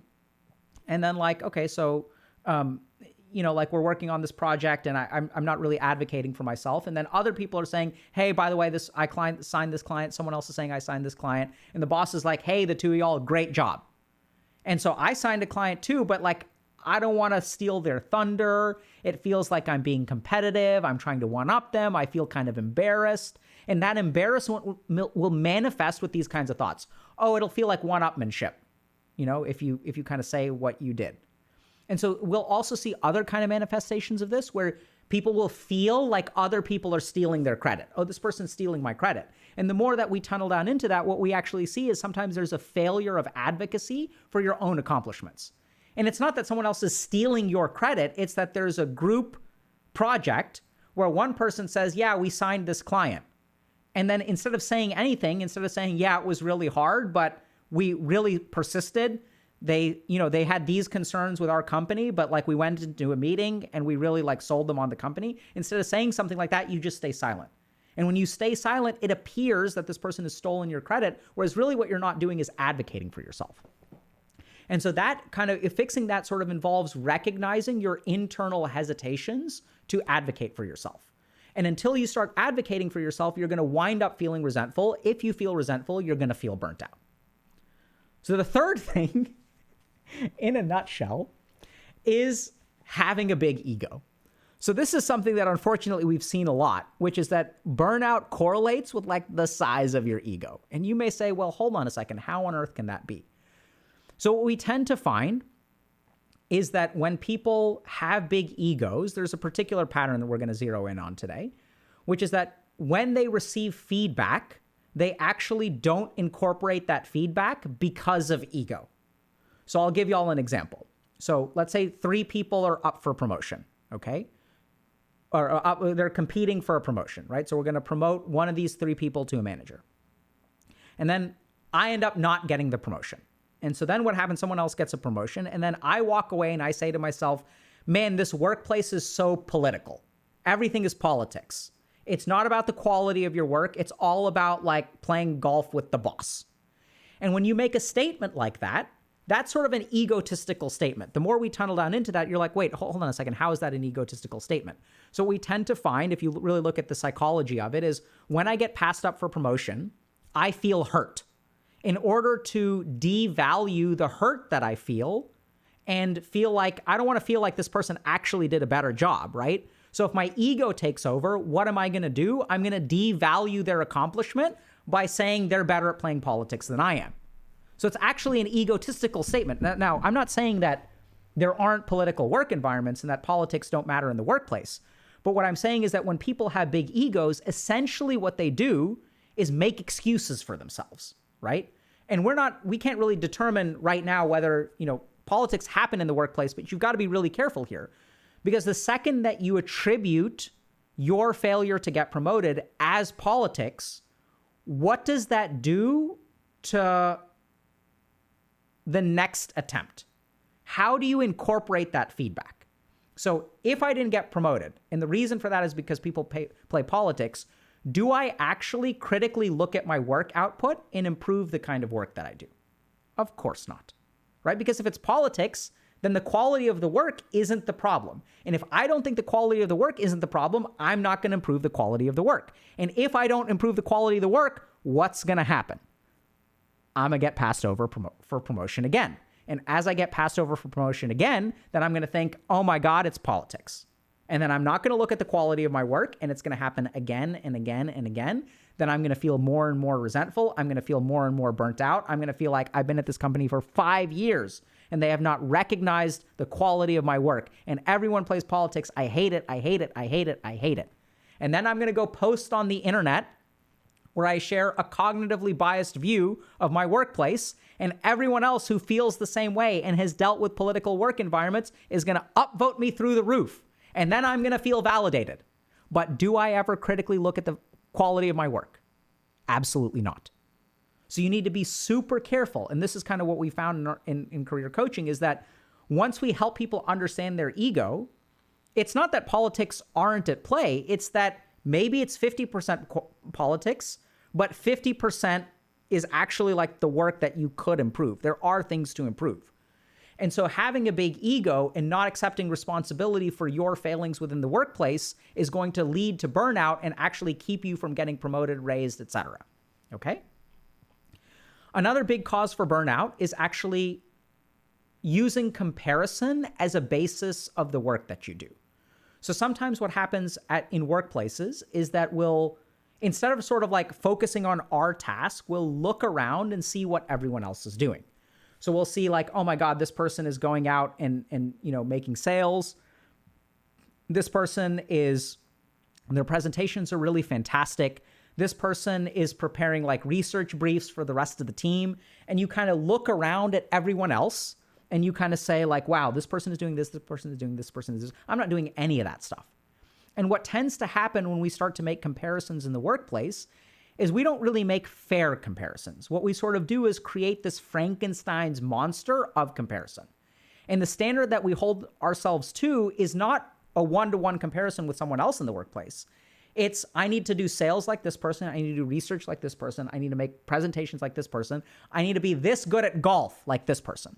And the standard to which we set ourselves is actually an unrealistic standard that's a composite of like 4 different people. We make this chimera of a lion's head with manticore wings and a snake's tail and like fire breathing, and we set an impossible standard for ourselves. As we set an impossible standard for ourselves, we try to meet it, right? So now we're going to be doing research, and now we're going to be practicing presentations, and now on the weekends I'm learning golf. And as I do more and more and more to live up to this impossible standard, I end up expending a bunch of energy and burning out. And the real tragedy there is not just that I'm trying to do things that other people are doing and I'm kind of spreading myself too thin. The real tragedy there is that I'm not leaning into my strengths.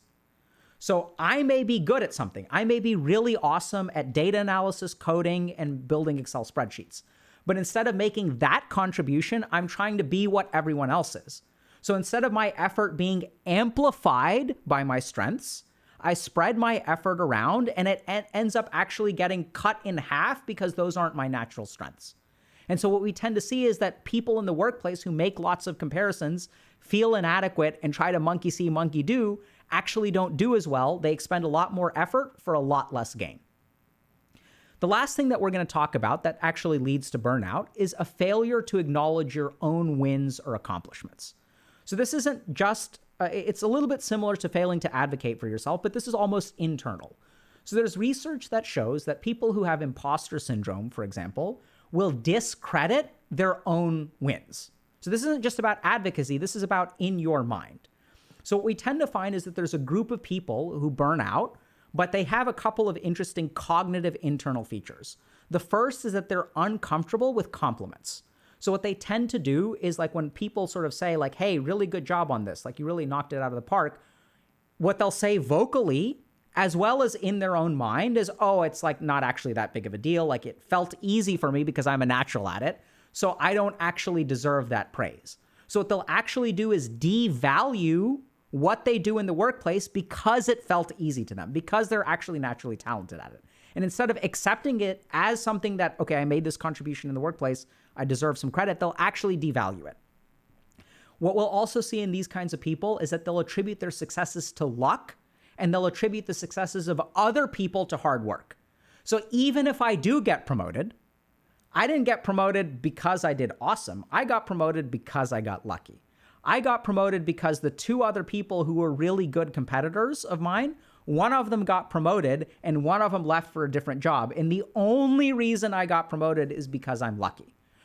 When you psychologically do this kind of stuff in your mind, it's going to lead to burnout. Because remember that a key attribute of burnout is the reward that you receive for the effort that you put in. And when I devalue my accomplishments, I kind of devalue my reward and I sort of don't get a positive sentiment. So what I will accept, if I think I'm not really good and I don't deserve to be promoted, any kind of negative criticism, I will accept 100%. But any kind of compliment, I will devalue. So then I want to ask you all a question. If I accept all of my criticisms, but I devalue all of my accomplishments, how do you think I'm going to feel walking into work every day? Absolutely burnt to a crisp, right? Because these people are going to criticize me again. I'm going to screw up again. Who cares that I've been promoted twice in 2 years? Like all I am is a screw up. All I am is a screw up. I just got here because I'm lucky. No one really realizes like how bad this is. Or this is such a toxic environment that criticizes me all the time, right? all of that ever happens is criticisms, criticisms, criticisms. It's a toxic work environment. And we don't really realize that the work environment would be a lot less toxic if I actually accepted the praise, compliments, and positive appreciation of the people around me. So I know it's kind of shocking, but sometimes burnout doesn't just have to do with a toxic workplace. Now, we're not saying that toxic workplaces don't exist or that employers aren't responsible for burnout. In fact, the research really suggests that they are halfway responsible, okay? That's quantitatively, we don't really know that. But we know that there's a contribution from the workplace, but what we also know from research on burnout is that there's a contribution from you. And oftentimes what happens, especially as we learn about burnout from the places like the internet, it creates this biased view where all workplaces are incredibly toxic. And if I am burnt out, it is the workplace's fault. Once you start attributing burnout to the workplace, instead of taking some degree of responsibility, you open yourself up to a losing strategy. Because it may not be the workplace's fault, right? Some of this stuff may be on you. And if y'all want to understand this very simply, you can just look at the analogy of dating. When I date someone and I say, oh yeah, this relationship didn't work out because this person is narcissistic. When I date someone else and I say, oh, this relationship didn't work out because this person is afraid of commitment. When I look at the third relationship, fourth relationship, fifth relationship, sixth relationship, and they don't work out because it's the other person's fault, what do you think is the reason why I'm single after being in 6 relationships? It's not always because it's everyone else's fault. Chances are there's some individual contribution that I bring with me. And so in that situation, the more I blame my partners for the breakup, the less I'm going to learn and the less I'm actually going to be able to engage in a successful relationship. I'm actually shooting myself in the foot there. And what we actually find in burnout is there's a very similar situation where we're not saying that just like in a relationship, sometimes people can be afraid of commitment. Sometimes people can be incredibly invalidating. Sometimes people can be emotionally unavailable. And in the workplace, sometimes people can play politics. Sometimes bosses can do scope creep without really realizing it. Sometimes bosses can really treat you like crap. Sometimes work environments can be hyper competitive, where people are actually trying to sabotage your progress instead of being collaborative. Those things can absolutely exist. But if you really want to tackle burnout, you can't just assume that all of the problems are outside of you. And the 5 things that we encourage you to look at are, first of all, don't expend effort to compensate for internal feelings of inadequacy. The effort that you should expend at the workplace should correlate with the feedback that you get. Second thing is, it's not fair to feel resentful to your workplace if you fail to advocate for yourself, right? So you can feel resentful, but you really need to advocate for yourself. If you did something good, you need to let people know. What gets in the way of that are these feelings of, okay, I don't want to come across as bragging. I don't want to one-up other people. Like, I feel embarrassed sharing my accomplishments. So think about that for a second. If I'm embarrassed and I don't share my accomplishments, if I don't share my accomplishments, how is my boss supposed to know what my contribution was? And if they don't know what my contribution was and they promote someone else, I'm going to end up feeling resentful and burnt out because I'm doing all this work and people aren't recognizing it. The third thing simply is having a big ego. So you need to be really careful about what you attribute to external factors if you fail to perform, or not you fail to perform. If you don't see benefits of your efforts, what are the reasons for that? And the more that you attribute things to external causes like playing politics or nepotism, or in some cases we've worked with people who will assume that everything is due to something like discrimination, which discrimination can absolutely exist in the workplace and can absolutely sabotage people's ability to rise. Those are absolutely true. And not everyone failing to be promoted is due to a discriminatory situation. The key thing here is that the more that you attribute things to things like politics and stuff like that, the more you've got to be careful, because you may actually need to improve your work product some. But if you blame politics, you're never going to actually look at the work product. The last two things to consider is that sometimes the reason that people feel burnt out is because they use comparison as a basis for their work. I'm going to look at all the ways in which other people are better than I am, and I'm going to try to duplicate what they do. In doing so, I'm going to spread myself thin, and I'm not actually going to lean into my own strengths. And so then what ends up happening is if I'm not talented at a particular thing and I use 100 energy points to do that thing, but it's not my talent, that ends up, creating a value of 50 because I'm sort of cutting it in half because it's not my strength. And instead of amplifying my effort with my talent, I try to monkey see, monkey do and mimic what other people do.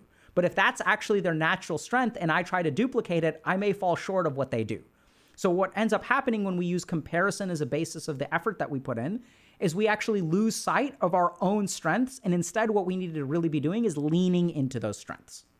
The last thing that we're going to talk about is really simple, which is a lot of the reason that we feel burnt out at work is because we actually don't acknowledge our wins. We actually reject the compliments and praise of others. When we get promoted internally, what we tell ourselves is, oh, we just got lucky, instead of actually owning it.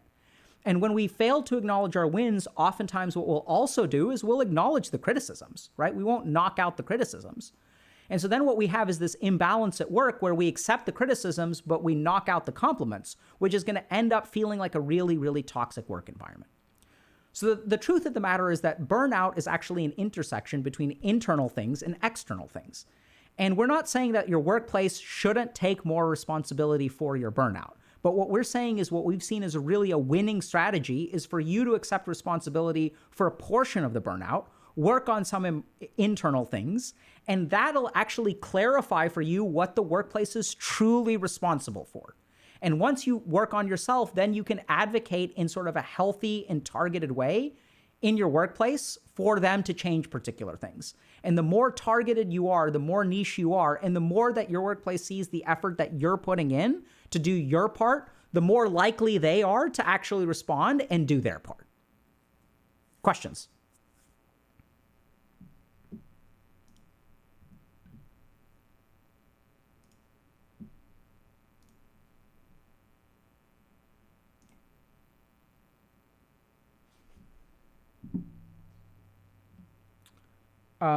Do we offer sessions for people who only use text? No, I don't think we have that. The closest thing we have to that is like some of the stuff like Right in the Feels, where a lot of this is like text input.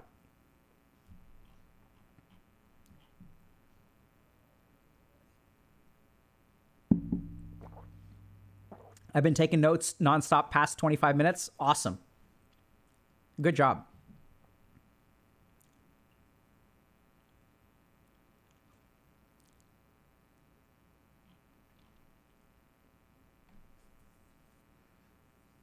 How often should I ask for feedback? I'd say like every 3 to 6 months formally, and informally more often. So like, even like every other week, like you should ask for formal feedback, let's say 3 to 6 months. Maybe some people, oftentimes it's like yearly, but you can ask for it 3 to 6 months. And then you can also check in with people. Hey, how do you think I'm doing with this? Or like, what's going on here? Or like, hey, we worked on this project together. What do you think about that? And remember that you don't have to ask for feedback just from superiors. You can also ask from peers or even juniors.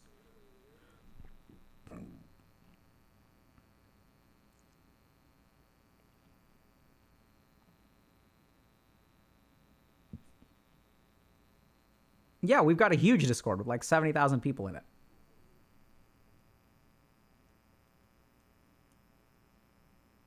How do I get feedback on parenting home situation? What a great question. Something that we're looking into building for y'all.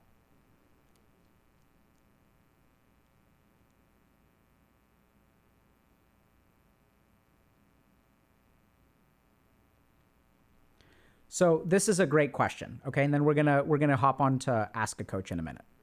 So Nutmeg is saying, what the work politics, work corporate doesn't give a shit about how hard you work. I work hard for myself, but it has been years. Should I slow down or do I keep going for a chance being recognized? So this is exactly the kind of thing that we run into. So my first question is, people are like, should I keep working for a chance to be recognized? That's the problem. The question is, how are people supposed to know? What are the things that you are doing to ensure that people understand your contribution? Because this is exactly, I love the question, because people will say, do I keep working for a chance to be recognized? And what we're saying is that remove chance from the equation.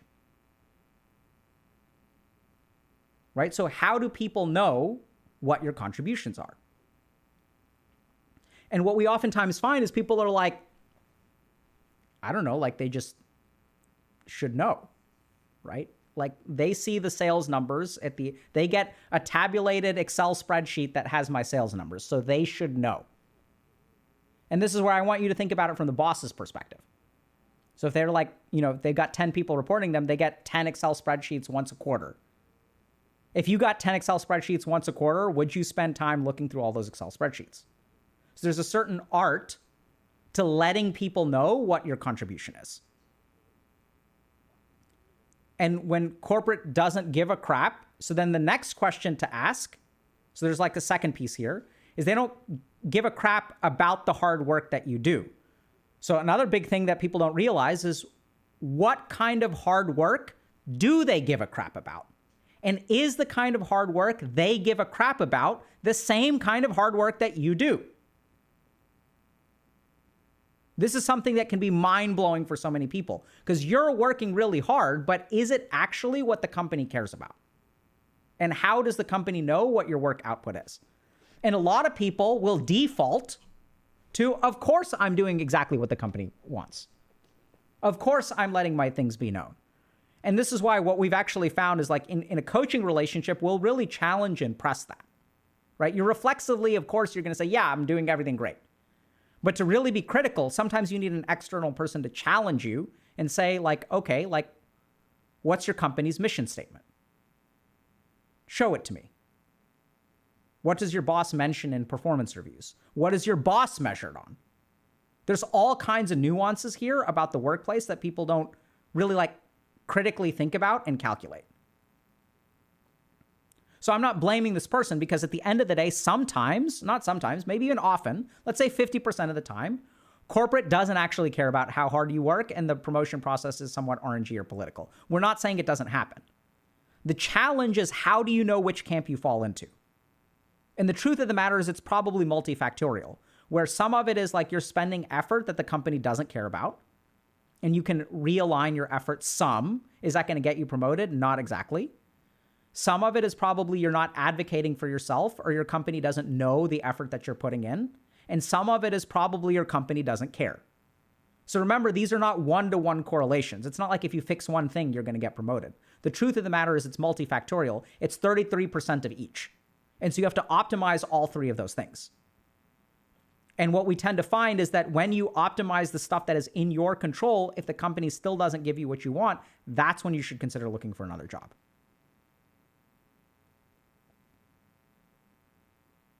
Okay. Great questions. Great questions.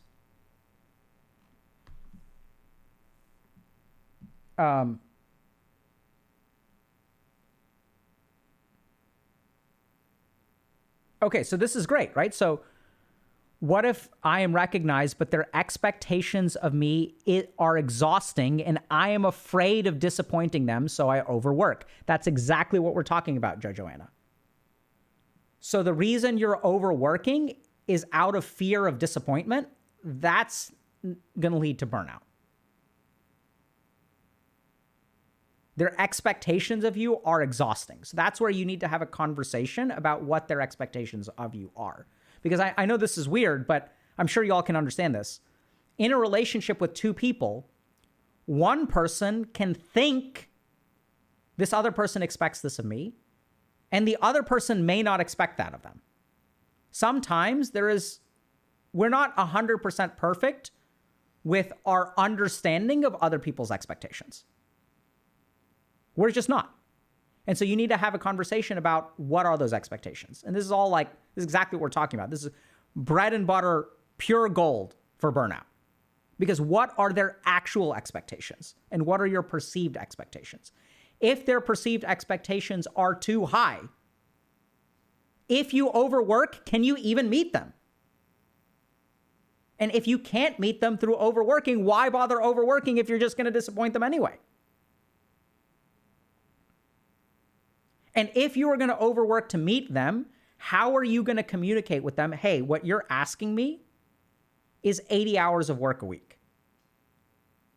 If it's not supposed to be 80 hours of work a week, please show me how this is supposed to be possible in 40 hours of work a week.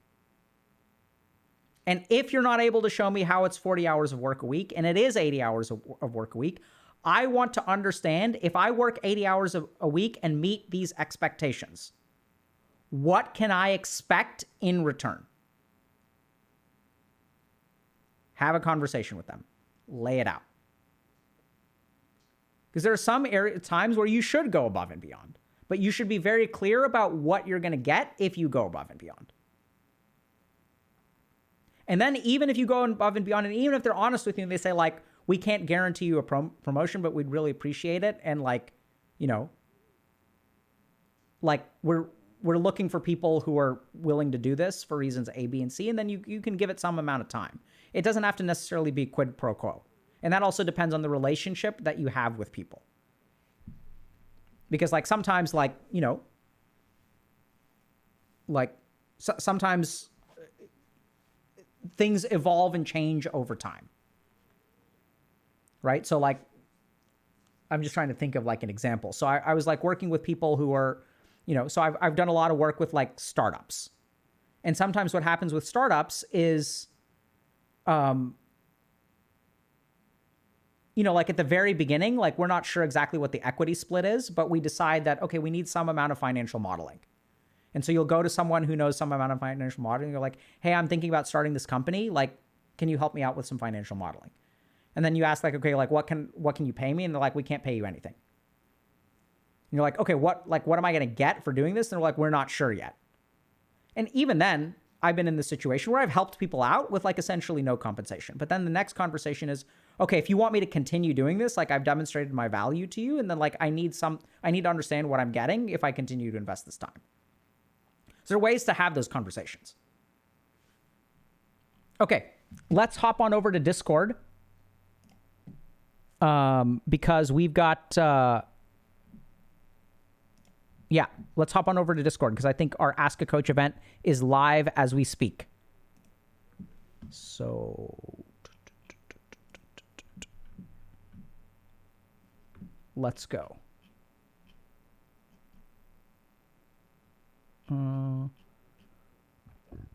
Study together. Lobby 2. Huh. Oh, ask. Oh, here it is. You know, add about that or? Yeah, I think that a lot of people, when they're under pressure, or even when they're not under pressure, it's almost like a default mode, will use their thoughts to try and figure out whether their emotions are justified or unjustified. So the question of whether an emotion is justified is this a way that we would sort of want to react based on the facts, how we would expect sort of a reasonable person to react? And that has nothing to do really with whether the emotion is valid. So it turns out that emotions and logic are almost like two different realms where you can't really use logic to try to solve or fix an emotion. I mean, you can, like there's some benefits to it, like you can kind of bury emotions, you know, in the moment to kind of get through a difficult set of circumstances and stuff like that. But I would want the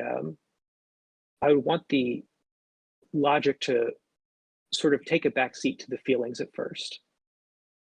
Oh, hey, Dr. K. Hey, what's up, dude? So then what? So if I logically think that an emotion, I shouldn't be feeling an emotion, but I feel emotion anyway, what should I do? So in that case, I think we would try to validate it in terms of finding ways to say, it's okay to feel sadness, or it's okay to feel fear, or it's okay to feel anger. But what's the value of saying it's okay to feel it? So I think when you say it's okay to feel anger and you make room for it, you can start to connect to what the feelings are trying to tell you in terms of your needs. I think that, I think part of this is a little bit tricky because some people, when they ask questions like that, have an idea in their mind of what emotions are for, where they think that emotions are supposed to tell them things about reality. And that's really not what emotions are supposed to do. They're not supposed to tell you things about reality. They're supposed to tell you things that you thought about reality or think about reality in the past. They're information, and it's information that can't really be ignored. So I think this is true for all emotions, but I think it's easier to tell when we think about emotions that come from childhood. where when you're a child, you literally don't have the capacity to rationalize your emotions away. You just can't do it. And so when those emotions are stored in the brain, when you're not meeting those emotions where you're at and trying to just logic them away, it's like just trying to put a square peg in a round hole. But just kind of explaining it logically like that isn't necessarily going to work in a coaching session. I would typically want to try to figure out where those ideas come from, because there can be a lot of emotional attachment to the idea that emotions are something that should be delegitimized, or that logic should always be the king over the emotions themselves. But does that make sense? Yeah. So I've got a question for you, Alan. With the clients that you've worked with, so when people don't make space for emotion, what does that end up, what does that look like in their life? I guess let's start there. So, so you're saying make space for it, right? So what happens when you don't do that? So when you don't do that, we tend to see a range of negative outcomes. I think most commonly, the emotions, if you just leave them unattended over time, will kind of accrue into sort of a geyser on the inside and then just sort of explode. That can look like kind of an uncontrollable or seemingly uncontrollable sort of rage. It can look like sadness. It can also just look like a lack of motivation. So one analogy that we use pretty often is kind of like RAM space on a computer, where if you're spending a lot of mental energy just sort of bearing your emotions over and over again, you're going to have less energy or attention to put on other things. So it's not the only source of like a lack of motivation, but I think it's the most common one that we tend to see. So it's not just like a, abstract, oh, let's validate your emotions because it's a good thing to do. There are really practical negative consequences to avoiding them or ignoring them. And in your experience, when you start accepting emotions or making space for them, what do you see in your clients? So I tend to see a lot of catharsis, and I also tend to see, kind of not necessarily an increase in motivation, but an unblocked motivation. So as people make room for negative emotions and survive them, we tend to see an increase in confidence, and how should I put this? Yeah. Can I help you out there for a second? Because I also don't want to monopolize your time, because I know that we want people to be able to ask questions. But I love what you said about unblocking. So what I tend to find is that in terms of motivation, when we fear our negative emotions, we try to logic them away and we try to control them. We cannot engage in any activities that could result in negative emotion, right? So if like sadness needs to be like logicked away or controlled instead of accepted, I have to avoid all of the tasks that could make me sad. And then that manifests as a lack of motivation. What happens when we start accepting our emotions instead of fearing them is then we can engage in activities that could make us sad. Because now, like, even if the sadness comes, I don't have to fight it. I don't have to logic it away.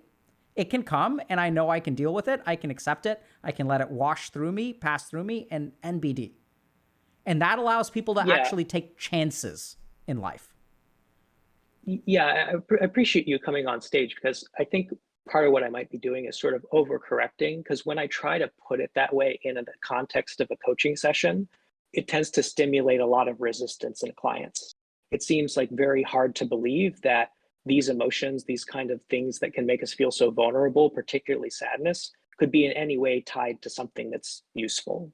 Yeah, so that's a great point. I would agree. I would not frame it that way in a coaching session. I would frame it that way talking about it. But the whole point of coaching is that if you tell someone, hey, you don't need to be afraid of sadness, they're going to resist. The whole point of coaching is that you need to trick them into it. And once you trick them into accepting sadness, then they no longer fear it, and then they start doing stuff. But I'm with you that I don't blame you for not teaching the way that you coach and acknowledging that there's a difference there. But I'm going to go ahead and step out, because I know y'all have a bunch of callers and stuff, but I just want to say, thank you for doing this, Alan. Mm-hmm. And hopefully it's productive for all the people who are here.